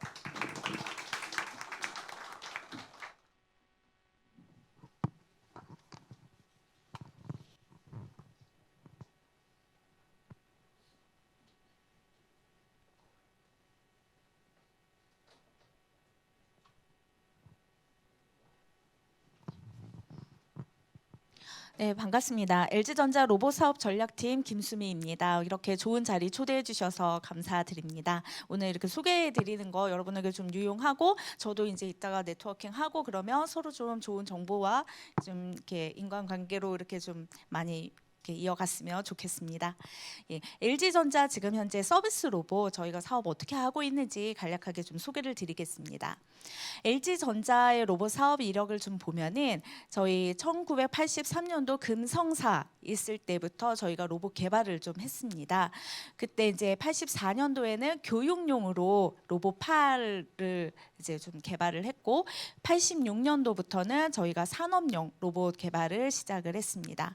그리고 서비스 로봇 쪽을 보면은 2003년도에 저희가 로봇 청소기 사업을 시작하면서 2016년도에는 이제 안내 로봇 개발을 시작을 해서 지금 이제 인천공항에서 보실 수 있는 그 안내 로봇 저희가 지금 사업을 했고 2020년도에는 배송 로봇과 그다음에 21년도에 2세대 배송 로봇 저희가 순차적으로 계속 업그레이드를 하면서 사업을 진행을 하고 있습니다. 21년도에는 저희가 살균 로봇 출시도 했고 그다음에 2세대 안내 로봇 출시하고 지금 22년도에는 물류 로봇까지 저희가 서비스 로봇 안에서 좀 이렇게 배송, 선반, 그다음에 살균, 안내, 물류 차근차근 좀 이렇게 라인업 확대를 하면서 사업을 하고 있습니다. 근데 여기서 이제 보시면은 지금 이렇게 구동부 부분이 지금 공통 부분입니다. 이게 보면은 지금 선반 로봇, 그다음 배송 로봇, 안내 로봇, 물류 로봇 저희가 이렇게 하다 보면은 사실 로봇 가격이 지금 약간 고객이 수용하기에는 좀 되게 높은 가격이에요. 그러면은 이제 개발을 할 때 이 재료비나 개발비를 많이 줄이는 게 사업적인 면에서는 굉장히 중요한데 LG전자에서는 이제 공통의 구동부를 제대로 하나 개발을 해서 이 위에 배송 로봇이면 이제 서랍들 넣고 선반 로봇이면 선반형, 안내 로봇이면 디스플레이 이렇게 좀 올리면서 저희가 좀 재료비를 절감하는 방향으로 지금 사업을 추진을 하고 있습니다. 이렇게 지금 배송 여러 개의 제품 라인업을 확보를 했을 때 그 다음에 그러면 사업은 어떻게 할 것인가? 저희가 지금 이제 이 로봇을 가지고 버티컬로 저희가 접근을 하면서 사업을 하고 있습니다. 호텔, 병원, F&B, 복합 상업 공간, 그다음에 이제 물류 공간까지 이렇게 들어갈 때 사실 배송이라는 영역으로 보면 A에서 B로 잘 가세요 라는 굉장히 기본적인 기능인데 이 각 버티컬에 들어가게 되면은 호텔 같은 경우에는 이제 호텔의 객실까지 이제 서비스로 다 연계가 되어 가지고 룸 서비스 배달도 좀 해줄 수 있어야 되고, 병원 같은 경우에는 의료진 정보와도 연계가 되어서 의료진의 누군지 파악을 해가지고 그 의료진에게 제대로 전달을 해주는 것들, 이렇게 각 버티컬에 특화된 서비스와 연결을 해가지고 사업을 하는 게 굉장히 중요했습니다. 이제 로봇 사업의 핵심 기술이라고 그러면 아까 제가 배송에 대한 기술로 저희가 사업을 했다라고 그랬는데, 기본 핵심 기술은 실내외 주화 복합 기술로 장애물 감지 잘하고 위치 잘 파악해서 정확한 위치로 빠르게 잘 가는 것, 이 핵심 기술 하나 가지고 저희가 사업을 하는 건데, 사업화 사례를 보면은 안내 로봇, 서빙 로봇, 배송 로봇, 그다음에 실외 배송, 물류 로봇, 이게 모두가 다 배송이라는 하나의 기능으로 들어가는 것이지만은 안내 로봇 같은 경우에는 거기에 맞는 이제 뭐 서비스들, 광고나 컨텐츠들, 그 건물에 있는 위치들 모두 다 연계를 해서 사업을 해주는 것들, 그런 것들이 좀 중요했습니다. 이 자리에서 좀 설명드리고 싶은 부분은 이제 뒷부분이긴 한데, 사실 사업을 하면서 로봇 사업을 하면서 LG전자에서 고민을 하는 거는 로봇을 잘 만들고 주행을 잘하는 거는 너무너무 기본이에요. 하지만 사업 부분을 본다면은 이 사업을 하고자 있는 버티컬의 특성을 잘 이해를 해서 레스토랑 같으면은 이제 광고 컨텐츠를 어떻게 여기에 연결을 해줄 것이고, 그 다음에 각 테이블에 있는 위치까지 이동하는 것들, 그리고 주문의 내용을 로봇과 연계하는 것들, 그다음에 이제 레지던스, 저희가 아파트와 같은 상권을 생각을 한다면은 그 아파트 주민들이 로봇을 쉽게 호출할 수 있고, 그다음에 이제 각 세대의 원들끼리 중고 물품 배송을 하거나 아니면 커뮤니티 시설까지 연계하는 것들, 물류로 간다라고 그러면은 물류 서비스하고도 연계를 해서 이제 그 물류 로봇이 적합한 공간으로 이동을 하고, 그다음에 물류 이런 피킹 작업을 하는 작업자하고도 같이 연계해서 운행을 할 수 있는 것들, 이 모든 것들을 아까 서비스 연계하는 게 중요하다라고 그랬는데, 저희는 이거를 다 관제로 이제 데이터 다 올리고 여기에서 외부 서비스들, 아까 F&B 같은 경우는 주문 서비스, 그다음에 물류는 이제 물류에 있는 WMS 같은 서비스들, 그 모든 것들을 이 관제랑 연동을 해서 저희가 서비스 로봇 사업을 지금 진행을 하고 있습니다. 그래서 이제 여기 계신 분들 중에 이제 로봇 가지고 사업을 한다라고 그러면은 로봇의 기본 기능을 잘 개발하는 것도 중요하지만, 사업적인 측면은 내가 이것을 어느 버티컬에서 사업을 할 것인가, 그러면은 그 버티컬에서 요구하는 서비스들 연계를 하는 것들이 굉장히 중요하다고 생각을 합니다. 네, 오늘 LG전자에서 좀 말씀드린 부분은 다 말씀드렸고, 질문 있으시면 받도록 하겠습니다.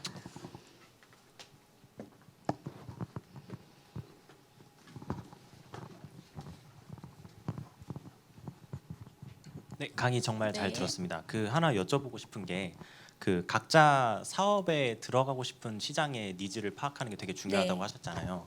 근데 만약에 그 니즈를 파악하는 대상이 고객이면 사실 뭐 고객 인터뷰를 최대한 많이 해보거나 이런 방식이 가능할 텐데, 만약에 대기업이 그런 대상이면은 그 대기업을 상대로 니즈를 파악하기 위해서는 어떤 식으로 전략을 취하는 것이 좋을 것인지 약간 조언을 해주시면 감사하겠습니다. 네, 로봇 사업을 저희가 그래서 B2B, 2C 라고 얘기를 해요. B2B, B2C. 그러니까 근데 이제 저희가 사업을 할 때는 사실 최종 엔드 유저의 니즈를 파악하는 게 가장 중요하다고 생각을 합니다. 여기에서 이제 버티컬이 있다고 그러면 호텔, 병원, F&B, 그다음에 이제 복합 상업 공간, 물류 있으면 결국은 이 로봇이 사업이 잘 되려면 이 로봇을 사용하는 분들의 니즈를 듣는 게 굉장히 중요하거든요. LG전자 같은 경우에는 직접 저희가 호텔, 그다음에 병원, F&B 점주들이나 호텔 지점장들, 그다음 병원 원장님들이나 이제 의사 선생님들 다 만나가지고 인터뷰하고 그분들의 지금 어려운 점이 무엇인지, 그다음에 모든 것을 다 로봇으로 현재는 대체할 수 없지만 배송 영역에서 봤을 때 어떤 물품들을 어떻게 배송을 해주는 것이 좀 도움이 되는지 그런 니즈들 다 인터뷰를 통해 가지고 정보를 취득해서 저희가 서비스 연계하는 작업으로 지금 진행하고 있습니다. 가장 우선시하고 있는 버티컬 영역은 어디로 보고 계시는지 궁금합니다. 지금 LG전자에서는 뭐 기사에서 많이 보시겠지만 현재는 F&B 매장 지금 중심으로 많이 하고 있고, F&B가 지금 시장이 이렇게 개화하게 된 거는 지금 통신사에서도 지금 로봇 사업에 관심을 가지면서 렌탈 서비스에 대한 프로그램들을 많이 만들어 가지고 고객이 수용할 수 있는 가격대가 좀 많이 낮아지기는 했어요. 그래서 제조사에서는 이제 주행 잘하는 편리한 로봇을 만들고, 그다음에 이제 통신사에서는 고객이 이제 수용할 수 있는 가격 프로그램을 만들고, 그리고 이제 통신사들은 기존에 이제 통신망을 설치하면서 각 지역별로 그런 영업망들을 가지고 있기 때문에 지금 F&B 쪽으로 올해는 좀 집중을 하고, 그 다음에 이제 여기 있는 버티컬도 저희가 다 지금 보면서 준비는 하고 있습니다.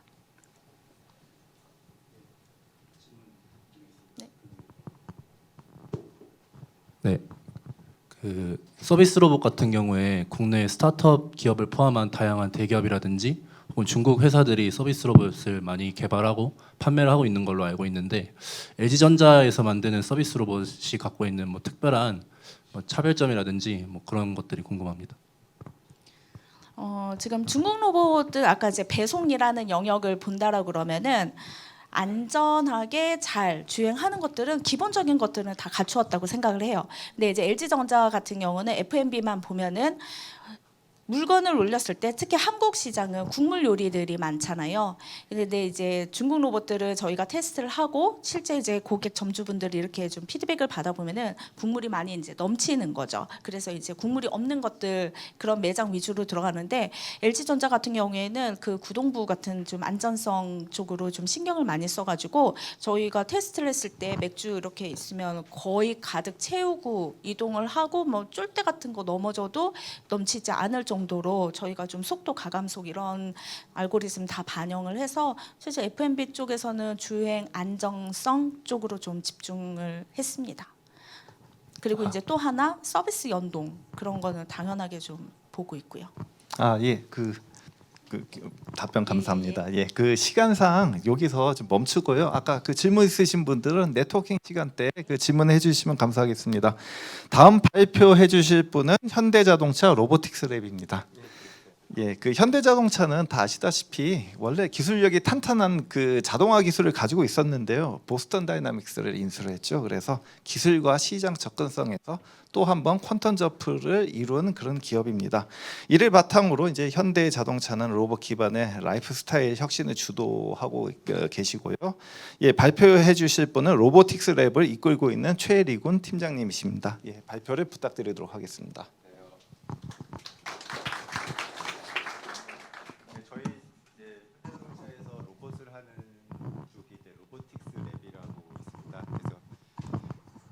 저희 로보틱스 랩의 대장은 이제 현동진 상무라고, 이제 원래부터 이제 기계공학을 전공하고 이제 로봇을 이제 착용 로봇, 그다음에 사족 보행 로봇을 이제 개발했던 그런 엔지니어시고, 저는 이제 기획하고 로봇 사업 쪽을 맡고 있습니다.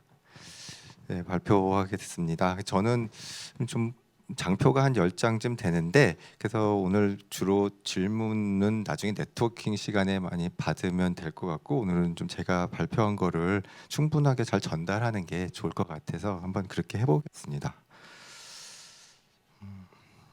네, 저희 로보틱스 랩은 방금 말씀드린 것처럼 이제 테크놀로지 드리븐 전략을 한다라고 볼 수 있습니다. 그래서 즉 이제 뭐 어떻게 마켓이 어디 있을까 찾고 그 마켓에 맞는 뭐 제품이나 기술을 이제 찾거나 만드는 것보다는 저희는 이제 먼저 기술을 먼저 확보를 하고요. 그래서 그 기술을 가지고 어느 시장을 공략해야 될까 하는 그런 접근법을 하고 있고요. 로봇을 현대자동차에서 한 거는 사실 2010년 정도부터 했었어요. 그래서 10년 정도 넘게 했었는데 중간에 많은 굴곡이 있었습니다. 그래서 뭐 로봇 개발하는 사람들이 사무실에서 쫓겨나서 저 창고 가서도 개발도 했었고요. 그 다시 이제 또 로봇이 또 이렇게 좀 시장에서 이제 투자도 받고 인기가 있으니까 다시 또 이렇게 나와서 또 다시 활발한 연구를 하고 있고, 그래서 참 이런 기술을 하시는 분들이 뭔가 이루고 성과를 내고 사업을 한다는 거는 굉장히 큰 도전이다 라고 생각을 좀 합니다. 그래서 우리 로보틱스 랩은 방금 말씀드린 것처럼 기술을 좀 먼저 내재화합니다. 그래서 이제 어떤 메카트로닉스나 UX, 기계공학, 그다음에 인공지능 기술을 내재화해서 그걸 갖고 어떤 제품이 좀 세상에 좀 새로울까를 고민을 해서 새로운 제품을 개발하고 그 개발한 그 로봇 제품으로 어떻게 우리가 서비스를 만들어 갈까, 그런 식으로 접근을 하는 랩이라고 보시면 되겠고요.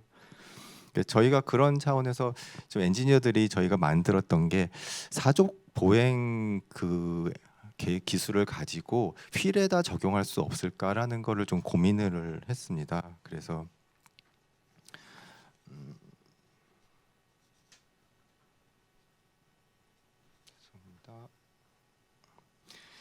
저희가 2022년도 CES에 내보냈던 이제 휠 베이스의 로봇인데요.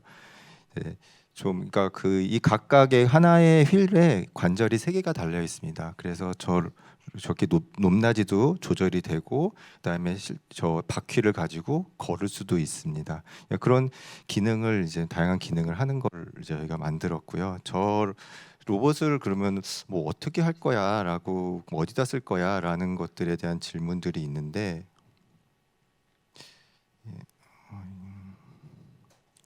잘 안 넘어가네요.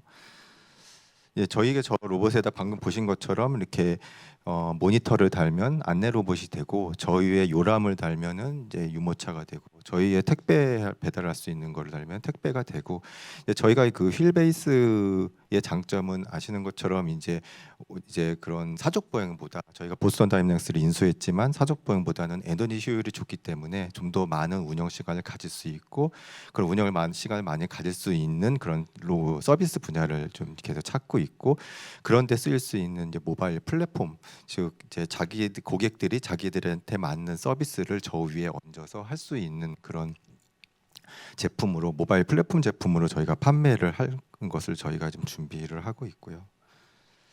다음은 이제 저희가 이제 이번 CES에서 보여드렸던 이제 플러그인 드라이브 모듈이라는 건데요. 이게 PND라는 겁니다. 그래서 요거 하나의 구동 기능하고 이런 서스펜션, 그다음에 센서, 라이다가 다 이렇게 붙어 있고요. 그래서 요거를 이렇게 4군데다 끼면은 이제 4바퀴 사륜구동 모바일 플랫폼이 됩니다. 그래서 이거 사륜구동 모바일 플랫폼 위에다가 인공지능을 얹어서 이제 현대자동차가 갖고 있는 이 영어 거점, 좀 자동차 판매 대리점 같은 거죠. 그 위에서 로봇이 이제 고객 응대를 합니다. 그래서 다시 온 고객의 얼굴을 알아보고 직원도 인식하고, 직원의 아이디, 그 다음에 어른 아이 마스크 썼냐 안 썼냐, 그 다음에 뭐 고객들이 화장실 어디냐 물어보면 화장실도 가르쳐주고, 자동차에 대한 간단한 설명도 할 수 있고요. 이런 식으로 아까 보여드렸던 모베드라는 것과 PND라는 모바일 플랫폼 위에다가 이렇게 새로운 서비스를 얹을 수 있는 그런 비즈니스를 계속 생각하고 있습니다.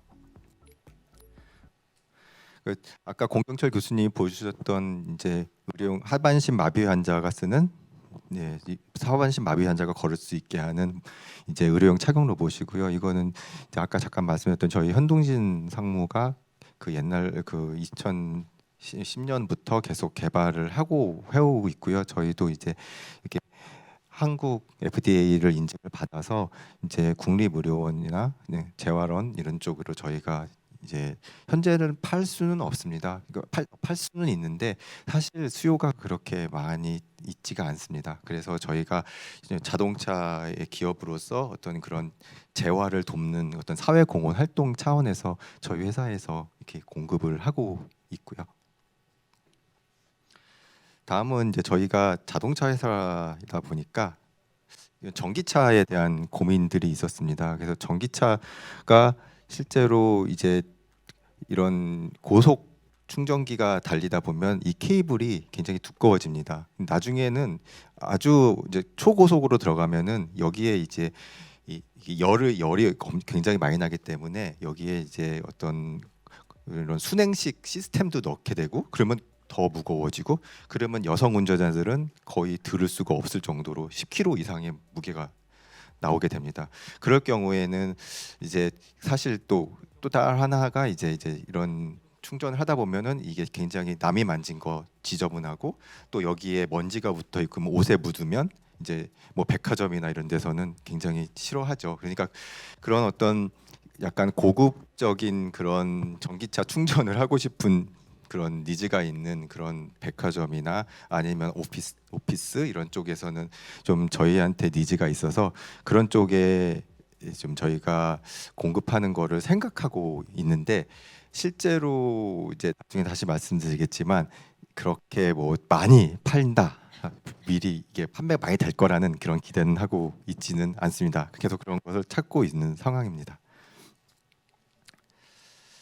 저희가 이제 보스턴 다이내믹스를 인수하면서 그러면 사람들이 물어봤어요. 스팟 어디다 씁니까? 예, 그래서 저희가 이렇게 한번 쓸 수 있습니다라고 하는 거를 저희 회사 내부적으로 한번 좀 보여주기 위해서 저희가 만든 거고요. 스팟 위에다가 이제 여기 보시는 이런 사람을 할 수 있는 카메라, 그다음에 열화상 카메라, 그다음에 이제 내비게이션 관련돼서 이제 라이다 달고 카메라 달고 예, 거기에 이제 그런 아까 우리 LG의 김수미 팀장님 말씀해 주셨던 것 같은 그런 관제 시스템, 관리 시스템을 같이 연결해서 그 광명 공장에서 새벽 3시에는 아무도 없습니다. 그래서 그런 시간에 로봇이 이제 사람 대신에 순찰을 하면서 이제 혹시 화재가 났나 아니면 열리지 말아야 될 곳에 문이 열려 있는지 그런 것을 순찰하는 그런 로봇을 저희가 개발했고요. 그것을 가지고 실제 지금도 광명 공장에서 이제 그 시간대에는 계속 시범적으로 돌리고 있습니다. 저희가 이 정도로 저희 로봇 간단하게 말씀드렸고요. 저희가 이거를 마지막으로 말씀드리겠습니다. 저희 로보틱스 랩은 이제 로지스틱스나 어떤 모빌리티, 그다음에 AI 서비스, 전기차 충전, 그다음에 산업용 로봇, 뭐 메디컬 로봇, 그다음에 서베일런스 다양한 분야를 저희가 하고 있고요. 이 군데에서 이런 각각의 산업에서 저희가 기회를 계속 찾고 있습니다. 그래서 찾는 데 있어서 지금 아직 로봇은 저는 2021년 기준으로 17조밖에 안 돼요. 글로벌 시장이. 그러면은 지금 기아차 1년 매출이 30조가 넘거든요. 기아차의 반에도 안 된다는 거죠. 굉장히 작은 시장입니다. 그래서 앞으로 뭐 유망하다라고 얘기는 하지만 앞으로 할 일이 너무 많은 시장이라고 생각하고요. 이런 시장을 개척하는 데 있어서 많은 스타트업과 많은 이런 협력사들과 같이 해나가기를 바라겠습니다. 감사합니다. 예, 그 시간 관계상 그 Q&A는 이따가 네트워킹 시간대에 좀 부탁드리도록 하겠습니다. 자, 이제 대망의 IR 피칭 시간이 왔습니다. 오늘 소개드리는 카이스트 스타트업은 총 4개 회사 또는 팀이고요. 로보틱스 분야에서 두각을 나타내고 있는 4팀을 모셨습니다. 이제 IR 피칭을 들으시면서 기술 사업 투자 구직 측면에서 관심 있는 분들은 이따가 네트워킹 시간에 직접 커뮤니케이션을 하거나 또는 저희 창업원 수도권 허브에 연락을 주시면 저희가 연계해 드리도록 하겠습니다. IR 피칭은 각 팀당 10분인데 발표 5분, 그다음에 Q&A 5분입니다. 그래서 이제 그 시간을 좀 잘 지켜주시길 부탁드리고요. 자, 시작을 하도록 하겠습니다.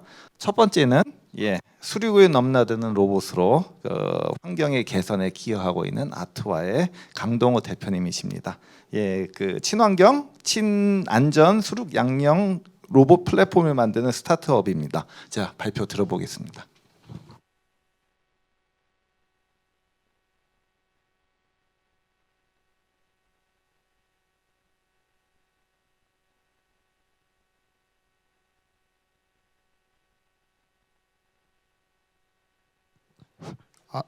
네, 다시 인사드리겠습니다. 아트와의 강동호입니다.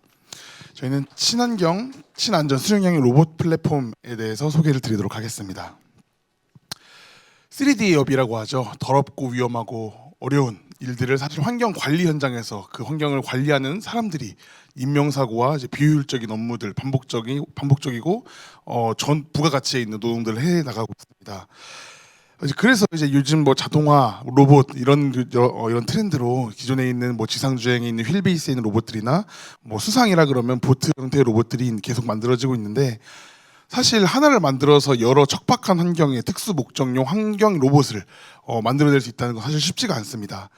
그러다 보면 결국 하이테크, 딥테크로 넘어가야 되고, 뭐 스마트팜이나 스마트 팩토리 같은 곳에 찾는 하이테크 같은 경우는 앞서서 말씀해 주신 연사님들의 말씀대로 사실 시장의 수요와 그 기술에 대한 비용을 잘 맞춰내기가 좀 어려운 게 현실입니다.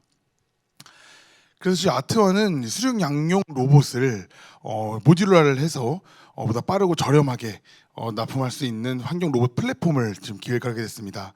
먼저 이제 무한궤도 형태로 움직일 수 있는 수령 양용 로봇은 기본적으로 어디든 이제 진입을 하고 또 회수할 수 있는 확장성, 그리고 뭐 수상, 육상, 험로, 경사로 할 것 없이 좀 자유롭게 움직일 수 있다라는 장점을 가지고 있는데요.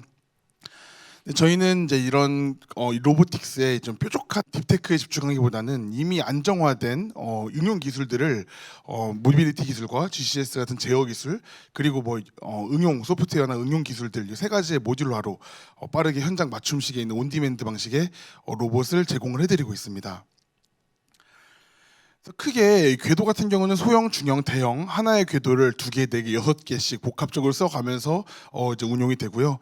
제어 같은 경우도 적재 용량, 등판 각도, 목적에 따라서 수상, 육상, 장거리 수상 등 뭐 여러 가지 모듈들로 이제 조합을 해서 카메라를 달거나 센서를 달거나 아니면 일반 수송용 장비를 달거나 하는 방식으로 로봇을 납품해드리고 있습니다. 그래서 저희는 여기 가운데 있는 거북이 달린 로봇, 센서 수질 모니터링을 하고 있는 수질 관리 로봇을 필두로 수송용 로봇들이나 뭐 특수 환경 장비, 측량용 장비 등을 좀 만들어 진 바가 있고요. 그래서 기존의 환경을 관리하고 있는 환경부라던가 여러 뭐 농어촌공사, 수자공사 같은 관뿐만 아니라 여러 대기업에 있는 생산공장, 환경 관리, 그리고 수송, 여러 다목적 형태의 순찰까지 있는 여러 목적의 로봇들을 프로젝트 형태로 오픈을 해서 좀 만들어지고 있고, 현재 저희가 여러 좀 POC나 납품을 계속 좀 진행을 해나가고 있습니다. 뭐 뻘이라던가 아니면 뭐 경사로, 뭐 슬러지가 많은 하수로, 뭐 가스가 있는 여러 좀 험로들, 그리고 그 수초나 밑걸림 같은 게 많은 이런 환경들에서도 자유롭게 운용이 되었고, 뭐 오염물이 뭐 유출이 되면 몰리필슨 전기한다거나 아니면 뭐 측량기기를 달고 내부에 있는 안전을 관리한다거나 하는 형태로 운용되고 있습니다. 그래서 라스라고 하죠. 이제 로봇을 기반해서 구독 형태의 있는 서비스로 일단 수요를 받게 되면 그 맞춤식으로 단계에 따라서 납품을 하게 되고요. 프로젝트 현재 지금 온보딩 되어 있는 프로젝트들만 다음과 같습니다. 먼저 여기 앞서서 말씀해 주신 현대자동차에 있는 울산 공장에서 환경관리 자동화 프로젝트 먼저 진행을 하고 있고요. 뭐 그 밖에도 뭐 녹조라던가 수질 모니터링, 뭐 각 지자체에 대한 프로젝트들, 그리고 이제 여기 같은 경우는 온디맨드 방식의 프로젝트뿐만 아니라 저희가 일반 커스터머 제품까지도 좀 개발을 해서 다음 달부터 론칭에 들어갑니다. 그게 저희가 지금 현재 타겟팅하고 있는 건 이제 스마트팜 과수농가 쪽에 있는 수송용 로봇이고요. 이것도 뭐 슬램이나 딥테크 없이 저희들이 좀 장점을 쓰고 있는 모빌리티 기술을 빠르고 저렴하게 만들어서 농가들에게 보급한다라는 형태 나무 작물을 대상으로 한 서빙 로봇을 지금 만들고 다음 달부터 지금 충남 베이스로 좀 시작을 하게 되겠습니다. 그리고 공장 환경 관리도 뭐 환경단지, 산업단지에서 움직이고 있는 산업단지에 있는 뭐 하천이라던가 배수로들을 사람 대신 탐사를 하는 형태의 용역이나 서비스를 좀 진행을 하고 있고, 앞선 연사님들처럼 사실 B2G, B2C에 대해서 여러 다양한 제품군들을 확장해 나가면서 계속 사업을 영위하고 있습니다. 그래서 현재 나와 있는 제품들, 뭐 수질 관리, 그리고 배수로나 산업단지, 그리고 스마트팜만으로도 사실은 뭐 수천억 원 이상에 있는 시장을 도출할 수가 있고, 작년에 뭐 올해 1월에 있는 CES라던가 최근에 있는 뭐 인도네시아에 있는 ODA, 뭐 스마트 시티, 뭐 부산에 있는 에코델타 스마트 시티 등 뭐 이런 오픈 플랫폼까지도 개발해 나가고 있고, 지금 현재 라운드 진행하고 있습니다. 저희는 이제 2년차 되어가고 있는 팀이고요.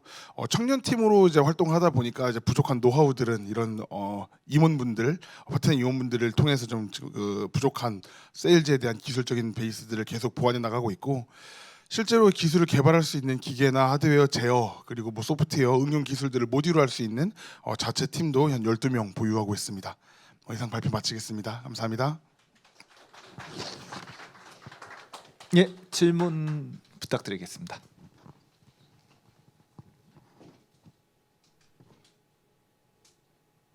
예, 온라인으로도 그 질문 부탁드리겠습니다.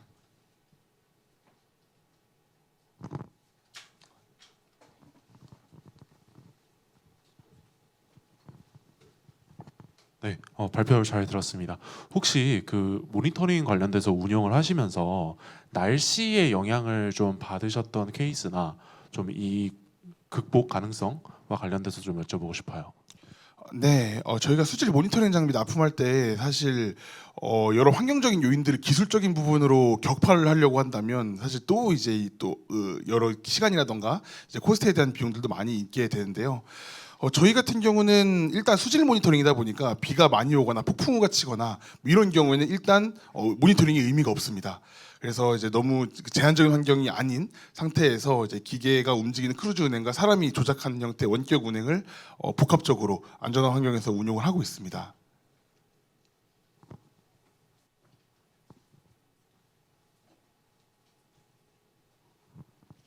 네, 안녕하세요. 발표 잘 들었습니다. 그 아트와 기술의 핵심이 좀 모듈화를 하고 싸게 그리고 빠르게 만든다는 점을 잘 들은 것 같은데, 그 하드웨어 같은 경우에 어떻게 싸게 어떤 식으로 이제 싸게 만드는 전략을 가지고 계시고, 그래서 최종적으로 프로덕트가 가격이 어느 정도 되는지 그게 좀 궁금합니다. 어느 정도라 하시면 사실 이 사례를 통해서 제가 좀 답변을 드릴 수 있을 것 같아요. 궤도 장비라고 하게 되면 뭐 사실 턱을 넘거나 여러 험로를 돌아다닌다거나 이런 뭐 안정성에 대한 이슈는 원래 있어 왔으나 사실 실제로 산업에서 집중하기 어려웠던 이유는 일단 소형 궤도 장비가 없고요.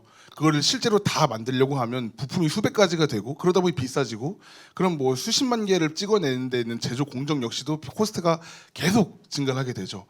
그리고 궤도 모양도 사실 똑같은 트레일러 하나만 가지고 움직일 수 있는 게 아니고 용도별로 뭐 어떤 건 삼각형, 뭐 마른 목골, 뭐 사다리꼴, 뭐 여러 가지 형태로 파생이 되다 보면 결국 이 역시도 시장 수요를 맞추기 힘듭니다. 저희는 일단 먼저 이 궤도의 모듈화에 먼저 집중을 했고요. 그래서 저희는 조그맣게 생긴 여기 좀 자료가 뭐 육상용 요 장비들을 좀 보시면 좀 대충 보실 수 있을 것 같은데 좀 크기가 좀 작지만 약 한 전장 한 30cm 정도 되는 형태, 그리고 궤도의 알을 메터리얼을 플라스틱, 스틸, 고무로 이제 언제든 편하게 두를 수 있는 형태를 자동화했습니다. 그래서 이제 요 궤도 장비를 많이 만들어내는 형태, 그리고 비전문가도 이 궤도를 쉽게 1분 안에 탈착이 가능한 형태로 모듈화를 만들었다라는 부분으로 좀 가격 혁신이랑 시간을 좀 절약할 수 있었다고 보시면 될 것 같습니다. 예, 그 시간 관계상 Q&A는 여기서 마치도록 하고 질문 있으시면 이따 네트워킹 시간을 활용해 주시기 바랍니다. 두 번째 팀을 소개해 드리겠습니다. 카이스트 대표적인 학생 창업 경진대회라고 하면은 여러분들 다 아시는 E5가 있습니다. 작년도 E5 2위 수상팀입니다. 킹봇의 김준하 대표이시고요. 그 킹봇은 3차원 공간을 자유롭게 돌아다니면서 인간이 접근하기 어려운 험한 환경에서 작업을 대신해주는 로봇에 대해서 설명을 드릴 예정입니다. 자, 발표드리게 부탁드리겠습니다. 감사합니다.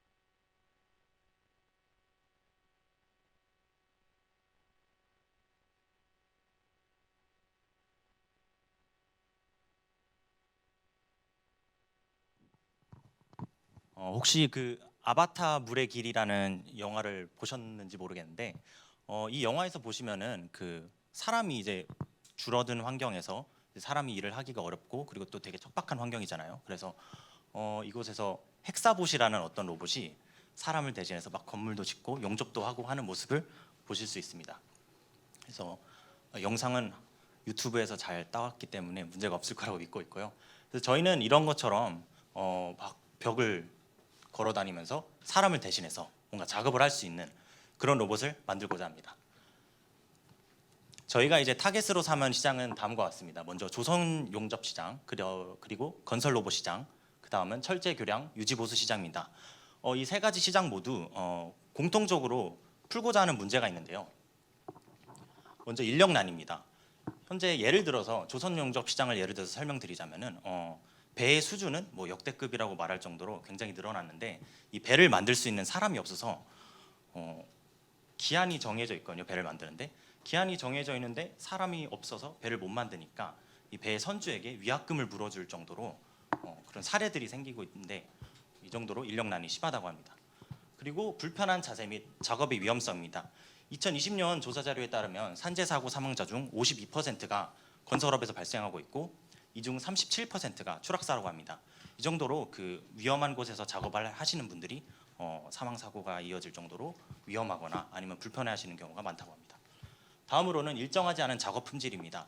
이 사람이 하는 일이다 보니까 또 경력이 많이 있으신 분들이 이 현장에서 떠나게 되거나 하게 되면은 이 인력 수급이 돼야 되는데 앞에 두 문제랑 사실 연결이 돼 있겠죠. 그래서 인력이 수급되지 못하고 그러면은 또 일을 잘 못하는 분들이 계속 일을 하게 되니까 악순환이 반복되고 작업은 또 위험하니까 사망 사고도 발생하게 되면서 일정하지 않은 작업 품질 또는 불량이 발생하고 수주를 못 맞추게 되고 그런 악순환이 반복되게 됩니다. 저희는 이 시장들에서 하나의 공통점을 찾았습니다. 모두 철제 구조물을 활용한다는 점이죠. 그래서 저희는 저희가 기본적으로 잘하는 보행 로봇, 어디든지 다양한 장애물을 극복하면서 사람이 다닐 수 있으면 다닐 수 있는 로봇에 자석 발바닥, 철제 구조물이라면 어디든지 붙을 수 있는 자석 발바닥을 활용해서 3차원 환경에서 이제 사람이 하기 힘든 3D 작업을 대신하는 로봇을 3D for 3D라는 비전을 제공함으로써 저희 회사가 이 로봇을 만들고자 합니다. 저희 로봇의 주요 기능은 다음과 같습니다. 먼저 무거운 작업 도구를 적재할 수 있으며 1m/s의 신속한 보행을 최대로 낼 수 있고 복잡한 철제 환경에서 높은 장애물을 극복할 수 있습니다. 마지막으로 사람이 하기 힘든 어려운 작업을 자동화할 것입니다. 저희가 제공하는 이 로봇을 활용하게 된다면 기존 인력이나 아니면 부족했던 인력을 대체함으로써 인력난 문제를 해결할 수 있고 이 위험한 작업을 사람이 아니라 로봇이 하기 때문에 이런 사망 사고나 이런 것도 굉장히 줄어들겠죠. 그리고 반복 작업 시에도 사람이 아니라 로봇이 하는 거잖아요. 그러면은 품질이 일정하게 유지될 것으로 기대하고 있습니다. 저희가 지금 당장 이거를 구현할 수 있다는 것은 아닙니다. 저희가 앞으로 개발해야 할 기술이 남아 있겠죠. 먼저 하드웨어적으로도 남아 있을 것이고 소프트웨어적으로도 남아 있을 것입니다. 각각에 대해서 조금 설명드리겠습니다. 저희는 이미 기존에 소형 자석 보행 자석발 로봇을 개발한 바 있습니다. 이 로봇에 당연히 지금 문제점이 있고 상용화를 바로 하기에는 문제점들이 있는데 이 부분에 대해서 기술 고도화를 하여서 무거운 짐이 필요 없는 경우, 검사나 아니면은 블라스팅 작업 등을 한다고 했을 때는 이런 소형 작업 로봇을 활용할 예정이고요. 용접 팔을 얹어야 된다, 아니면은 무서운 검사 도구를 얹어야 된다 하는 경우에는 저희가 기존에 또 갖고 있던 중형 자석 보행 로봇 기술과 기존의 자석발 로봇 기술을 접목시켜서 중형 자석 보행 자석발 로봇을 개발할 예정입니다. 이 최종 개발 목표는 다음과 같습니다.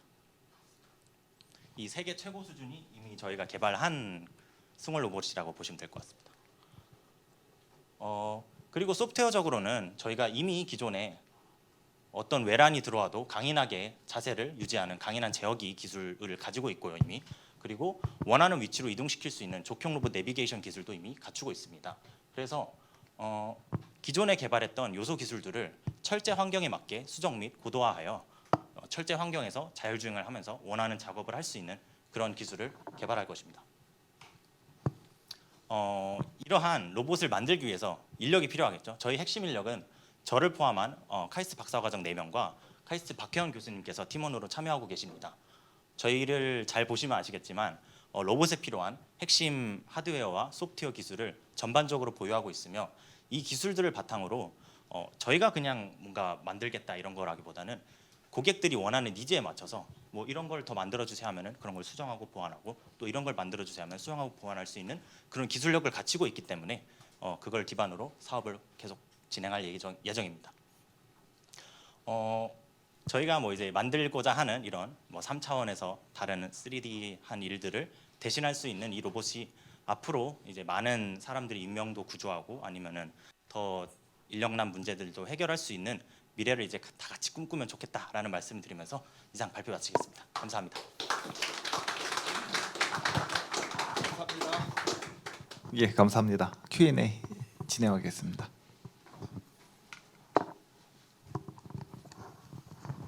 조금 전에 황보재민 교수님 거 들으셨을 것 같은데 네네네. 당연히 시뮬레이터 써서 하는 거는 옆에 실험실인데 한번 시도는 해보셨어요? 네, 저희가 그 일반적으로 평지 보행하는 경우에 대해서는 이미 사실 황보재민 교수님 바로 옆에 계시기 때문에 같이 이제 어깨너머로 배워서 구현을 해본 바가 있고요. 이제 저희가 자석발을 활용해서 이제 벽을 올라가거나 이제 천장을 올라가거나 이런 쪽으로도 확장을 하려고 이제 기술을 개발하고 있습니다. 네네네. 황보재민 교수님이 워낙 잘 만드셔가지고 정말 잘 쓰고 있습니다.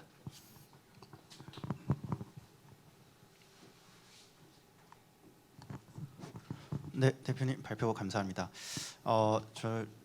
제가 언뜻 듣기로는 저희 기존에 시중에 있는 어떤 사족 보행 로봇에 발바닥에 자석을 붙이는 것만으로도 이게 가능을 할 것 같아가지고 어떤 저의 기술의 차별성이라던가 그 핵심이 무엇인지 다시 한번 설명을 주시면 감사하겠습니다. 이 부분은 사실 굉장히 좋은 질문인데요. 이게 자석발을 단순히 붙인다고 해서 당장 벽을 올라가는 게 쉽지 않을 겁니다. 이게 그 자석발의 힘이 어떻게 작용하고 또 이 천장을 올라갈 때는 기존에 저희가 평지를 갈 때랑은 다르게 뭔가 보행할 때도 몸체의 기울기가 뭐 수직이어야 된다거나 아니면 뭐 180도 뒤집혀 있다거나 이런 고려할 것이 되게 많거든요. 그래서 저희가 실제로 알고리즘 개발할 때도 이런 거를 단순하게 바로바로 붙일 수 있는 게 아니라 이런 제약 상황들을 다 고려해서 이제 알고리즘을 다 개발하고 있습니다. 네, 그래서 또 당연하게도 이제 저희가 특허를 이제 내고 있기 때문에 다른 기업들에서 그냥 손쉽게 들어오지 못하도록 이제 그런 거를 방어하려고 노력하고 있습니다. 예, 이상으로 이제 Q&A를 마치고요. 다음 팀의 발표를 준비하도록 하겠습니다. 감사합니다. 감사합니다. 수고했습니다. 교수님. 예. 예, 세 번째로는요. 그 일상생활 속에서도 활용할 수 있는 혁신적인 교육 및 서비스용 로봇을 개발하고 있는 휴닛 로보틱스의 이상민 대표님이십니다. 기존의 산업용 로봇과는 차원이 다른 효율적이고 매력적인 서비스 로봇을 만들고 있다고 합니다. 자, 이상민 대표님의 발표를 들어보도록 하겠습니다.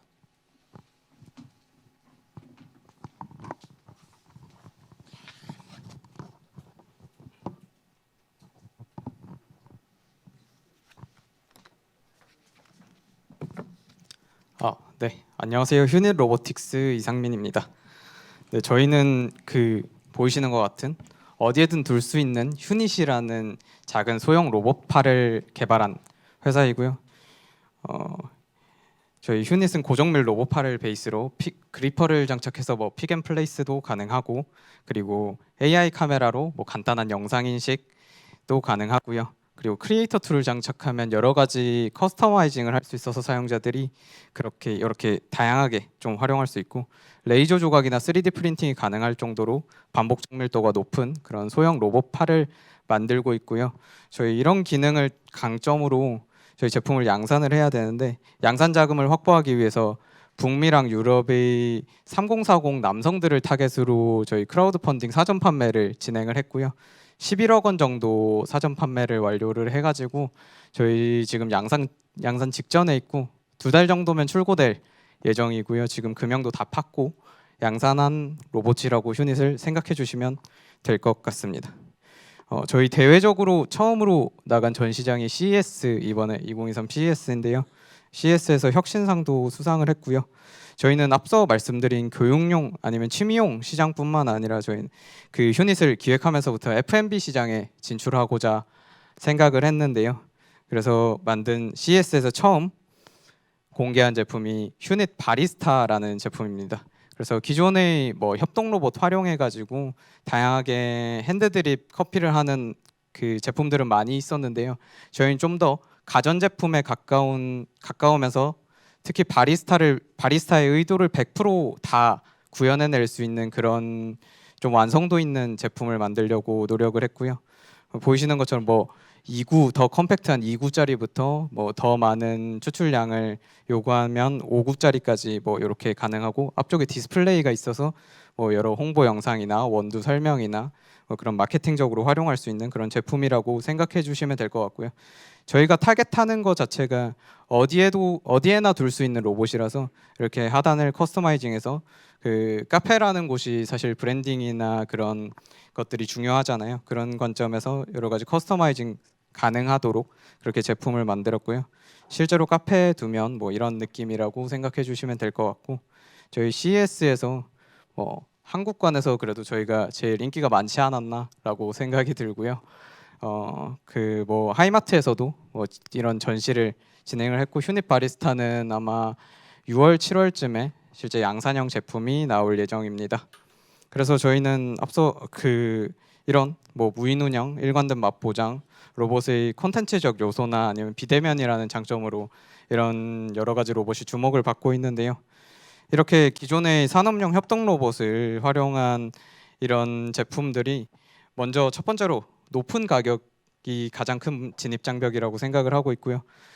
보이시는 것처럼 뭐 제일 많이 쓰는 유니버셜 로봇도 3천만 원 이상 하니까 이걸 적용한 서비스용 제품은 엄청나게 높은 가격 1억 원 이상의 가격을 형성할 수밖에 없고 그리고 기존의 그런 로봇 팔 자체를 그 로봇 팔 회사에 그 의존하다 보니까 로봇 팔을 만드는 회사랑 그 서비스 어플리케이션을 만드는 회사는 지금 분리되어 있는 상황인데 그런 기술 의존성으로 낮은 확장성이 문제라고 생각하고 그리고 산업용으로 제작되었기 때문에 크기가 크고 투박한 디자인이 우리 눈앞에 제품으로 나오기에 힘든 그런 관점이 있다라고 생각을 하는데요. 저희는 저희가 만든 휴닛이라는 솔루션에 여러 그 커피라는 뭐 F&B 커피가 아닌 다른 어플리케이션도 될 수 있고요. 그런 어플리케이션과 그리고 사용자 경험을 고려한 실제 가전제품 같은 그런 그 소프트웨어도 결합을 해서 합리적인 비용으로 양산할 수 있고 확장성도 무한하고 어디에나 어울리는 그런 제품을 만드는 게 저희 목표입니다. 뭐 그래서 저희 휴닛은 사실 뭐 빨리 개발해서 빨리 상품화하기 위해서 소형으로 제작을 했고 저희 육축 로봇도 올해 개발을 해서 아마 양산형까지 되게 1년 반에서 2년 정도 기한을 가지고 기술 개발을 진행을 하고 있고요. 실질적으로 뭐 킥스타터 통해서 11억 원 그리고 교육 쪽은 실질적으로 저희 매출 일으키고 있고 뭐 확정 5억 정도 하고 올해 뭐 교육 쪽 분야에서 30억 정도 매출할 수 있을 거라고 생각하고요. 뭐 그 휴닛 바리스타도 양산이 되면 더 큰 매출 일으킬 수 있을 거라고 생각됩니다. 그래서 저희는 소품종 대량 생산의 산업용 로봇 시장이 있었다면 저희는 그 커피, 뭐 음식점 아니면 편의점에까지 다품종 소량 생산 저희 눈앞에 나타날 수 있는 그런 로봇을 만드는 회사라고 생각해 주시면 될 것 같습니다. 네, 감사합니다. 예, 발표 감사합니다. 그 Q&A 세션 진행하겠습니다.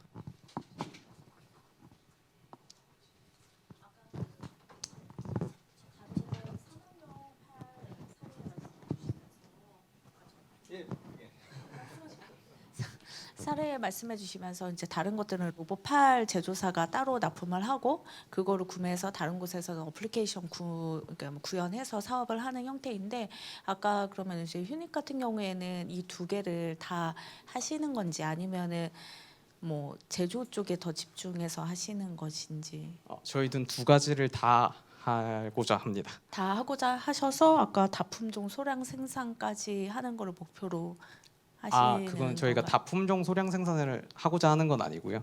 다품종 소량하는 시장을 자동화하는 제품을 저희가 만들겠다. 커피부터 저희는 시작하는 거고 뭐 다른 음식점이나 뭐 이런 것들 지금 눈앞에 있는 그 사람이 꼭 생산해야 되는 거지만 단순한 작업들이 있잖아요. 그런 것들을 저희가 자동화하고자 합니다.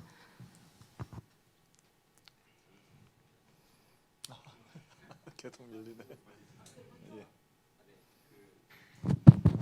그 저렴하면서 고정밀한 게 움직인다고 하셨는데 그러면은 그 저렴하면서 정밀한 자체 액추에이터 개발이나 기술을 갖고 계신지가 좀 궁금합니다.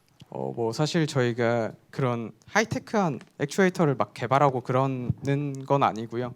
최대한 저렴하면서 그런 그 솔직히 말해서 저희는 산업용 로봇 대비해서 저희가 정밀도를 더 확보하겠다 이런 게 목표가 아닙니다. 저희는 뭐 사실 반복 정밀도라는 게 0.1mm 이하 단위인데 저희 제품이 0.05mm 정도고 0.1mm 틀려도 괜찮은 어플리케이션에 적용할 수 있다라고 생각하거든요. 저는. 그래서 뭐 그런 거에 집중하기보다 실제 상품화에 집중하는 회사라고 생각해 주시면 좋을 것 같습니다. 그럼 액추에이터 기술 같은 거는 직접 개발하시는 건 아니고 시중에 있는 거를 사용하시는 느낌이라고 보면 될까요? 뭐 감속기 같은 거 뭐 저희가 깎아서 쓰긴 하는데 비싸니까 사서 쓰면 뭐 그런 거에 뭐 핵심 기술이 있고 뭐 그런 건 아닙니다. 네, 제가 여쭙겠습니다. 보면 이제 로봇팔을 이제 실제 이제 금형도 뜨셨다고 하는데 제조를 하고, 그러니까 이제 가전이면 결국 어느 정도 가족 그 소비자들이 내구성 어느 정도 사용하면 1년 이상, 뭐 2년 이상 사용해야 되는 그런 거 생각할 텐데. 일단 두 가지만 좀 궁금하네요. 어디서 생산을 하셔서 어느 정도 내구성 테스트를 그런 걸 하시는지. 너무 상업적인 질문해서 죄송해요. 사실 저희도 저는 뭐 사회에 나와서 처음 바로 창업을 한 건데 제가 막 양산 경험이 있는 것도 아니고 개발은 6개월 만에 했거든요. 양산하는데 1년 반 이상이 걸렸어요. 금형 파고 금형도 저희 플라스틱 파츠가 60개가 넘거든요. 거의 70개 가까이 되는데 뭐 그런 것들이 사실 저희 가장 필요한 부분이고 저희가 가장 못하는 부분이라고 생각이 드는데 저희 최대한 노력하려고 하고 있고 그 저희가 자체 공장을 만든 건 아니고요. 저희 외주 금형 공장에서 사출하고 있고 외주 조립 라인에서 하려고 하고 있는데 그런 신뢰성 부분이 아마 저희가 최우선으로 해결해야 될 과제지 않을까. 그래서 사실 빨리 출고돼서 나가기보다는 최대한 좀 여유를 가지고 실제 필드에서 테스트 많이 해보고 그렇게 좀 그 이후에 저희는 마케팅 같은 거 지금 현재는 하나도 안 하고 있거든요. 그래서 그 이후에 좀 더 폭발적인 매출 내려고 그렇게 하고 있습니다. 예, 감사합니다. 더 이상의 그 질문은 시간 관계상으로 이제 그만하고 네트워크 시간대 진행을 하도록 하겠습니다. 마지막으로 예비 창업팀의 순서입니다. 지능을 갖추고 달리는 사족 로봇 라이보를 개발한 라이랩입니다. 아까 발표를 해주셨던 황보재민 교수님이신데요. 뭐 데모 필름을 이미 봤기 때문에 더 이상의 설명은 생략해도 될 것 같습니다. 예, 발표 부탁드리겠습니다.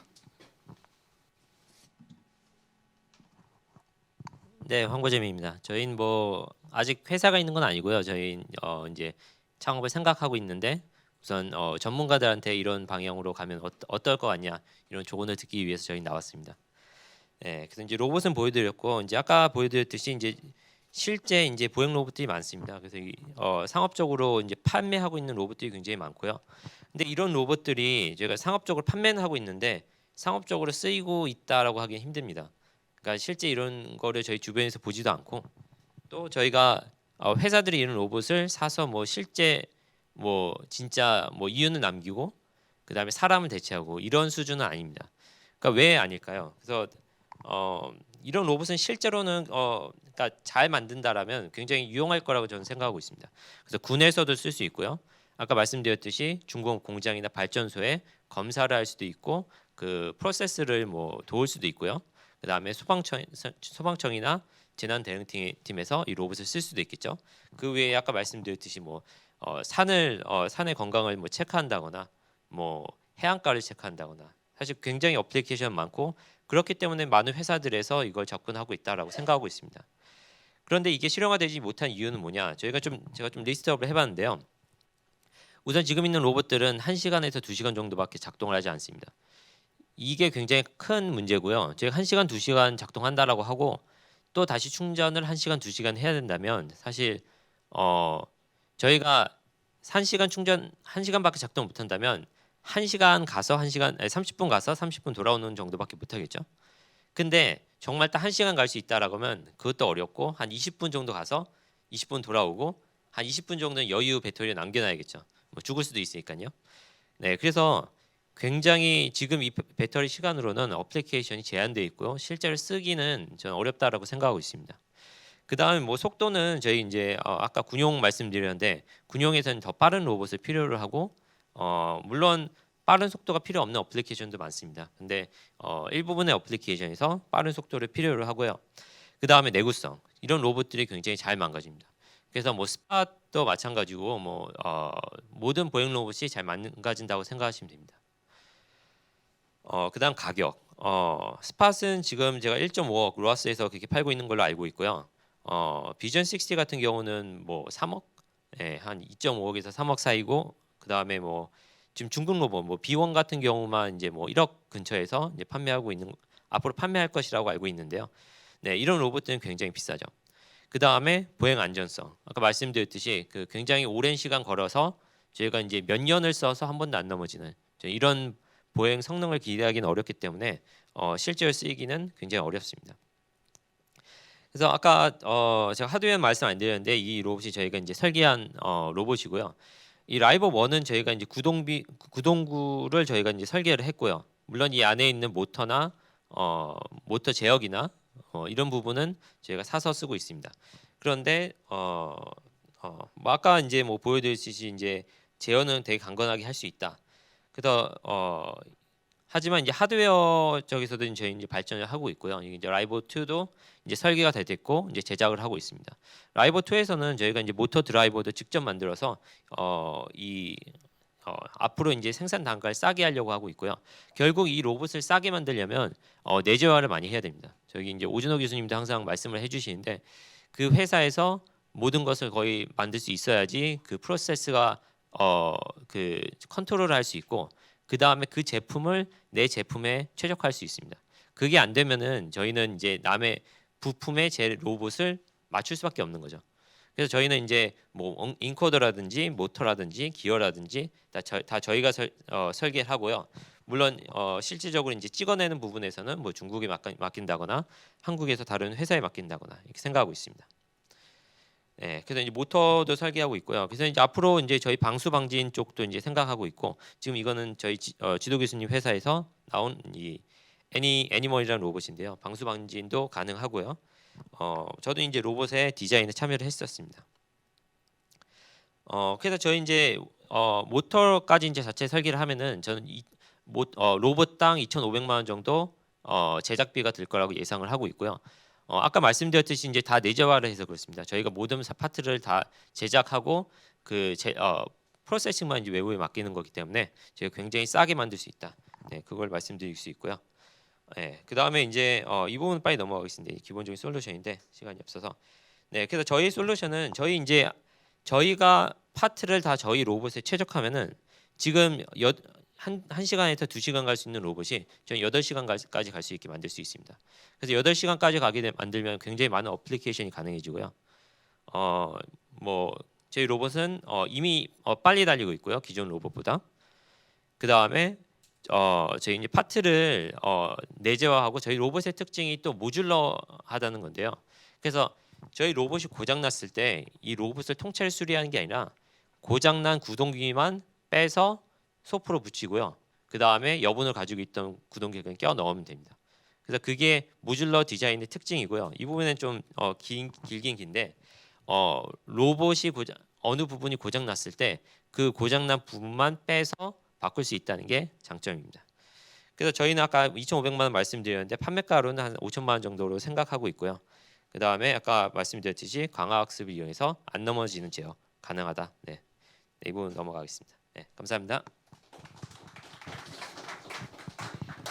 예, 질문 받겠습니다.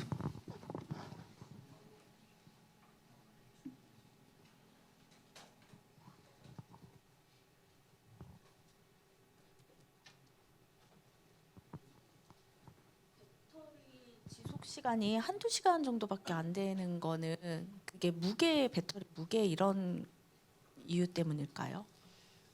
사실 로봇마다 좀 다르고요.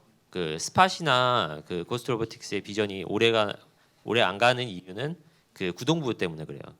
그 스핀들 드라이브를 써가지고 그 구동부에서 굉장히 비효율적이고요. 근데 저희는 되게 기어비를 낮춘 유선 계열을 쓰기 때문에 효율이 훨씬 높습니다. 또 효율이 높으면은 저희가 걸을 때 이 다리를 내려 찍을 때 그 충격도 에너지로 저희가 흡수를 하거든요. 그래서 걸으면서 항상 이 자동차의 리제너레이티브 브레이킹, 그 한국말로 회생 제동이라고 하나요? 그 브레이킹 할 때 이제 에너지 돌아가는 거 있잖아요. 항상 저희 회생 제동을 해서 배터리를 충전하고 있습니다. 그래서 오래 갈 수 있습니다.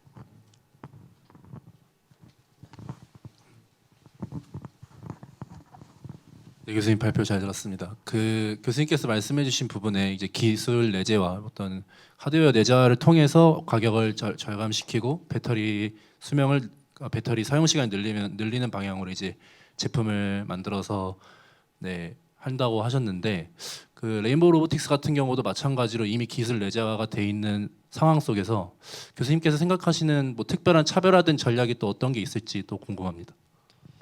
레인보우하고 좀 차별되는 점은 당연히 지능 쪽이 되는 거고요. 물론 그 아직은 또 레인보우 상황을 말씀드리면 지금 그 보행 제어를 하시는 분은 거의 없어요. 그래서 뭐 정유민 박사님하고 한 분 이름 까먹었는데 그 두 분이서 한 분은 이제 유압하시고 한 분은 전기 모터 하고 계신데요. 저희는 이미 저희 연구실에 이제 16명 정도 되는 보행을 많이 배운 전문가들이 있기 때문에 그 지능 쪽에서는 굉장히 차이가 난다고 생각합니다.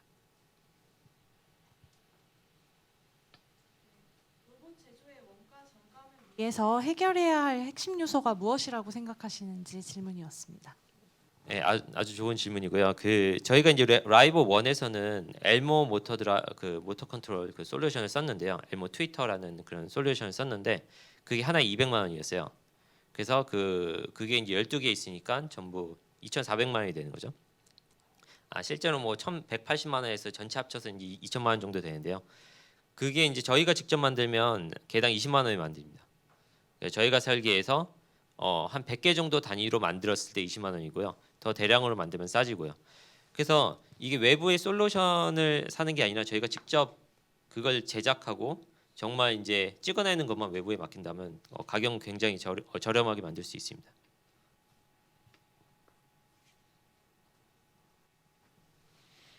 예, 이제 더 이상 질문이 없으시면은 여기서 이제 IR 피칭 세션을 마치도록 하겠습니다.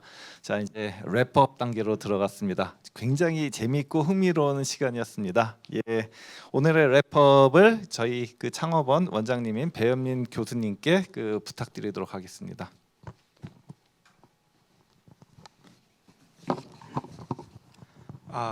네, 좋은 발표해 주셔서 너무 감사하고요. 그 생각이 나네요. 제가 카이스트 와가지고 이제 강의를 하기 시작하면서 학생들한테 뭐라 그러냐면 내가 수업을 처음부터 끝까지 들어간 첫 번째 수업이었다고 그랬는데 제가 카이스트 교수로 온 다음에 항상 바빠가지고 행사 때문에는 제 것만 참여하고 항상 갔었는데 처음부터 끝까지 있어본 첫 번째 행사였습니다. 네, 그리고 너무 재밌었습니다. 네, 감사합니다. 마켓 니즈를 반영한 굉장히 좋은 랩업이었다고 생각을 합니다. 예, 자 이제 홍보 잠깐 말씀드리고 이제 정리를 하도록 하겠습니다. 제2회 KSTP가 있습니다. 주제는 인공지능과 자연어 처리. 뭐가 떠오르시나요? 챗GPT가 떠오르시죠? 거기에 관련된 주제로 제2회 KSTP가 5월 4일 목요일입니다. 목요일 팁스타운에서 열립니다. 예, 많은 관심과 참여 신청 부탁드립니다. 자, 이제부터 네트워킹 시간이고요. 여러분들 밖에 음식 준비되어 있는 거 보셨죠? 그거 드시면서 잘 네트워킹 잘 하시고요. 예, 기념품도 있습니다. 받아가시기 바랍니다. 감사합니다. 지금까지 창업원 지원센터장 전은석이었습니다.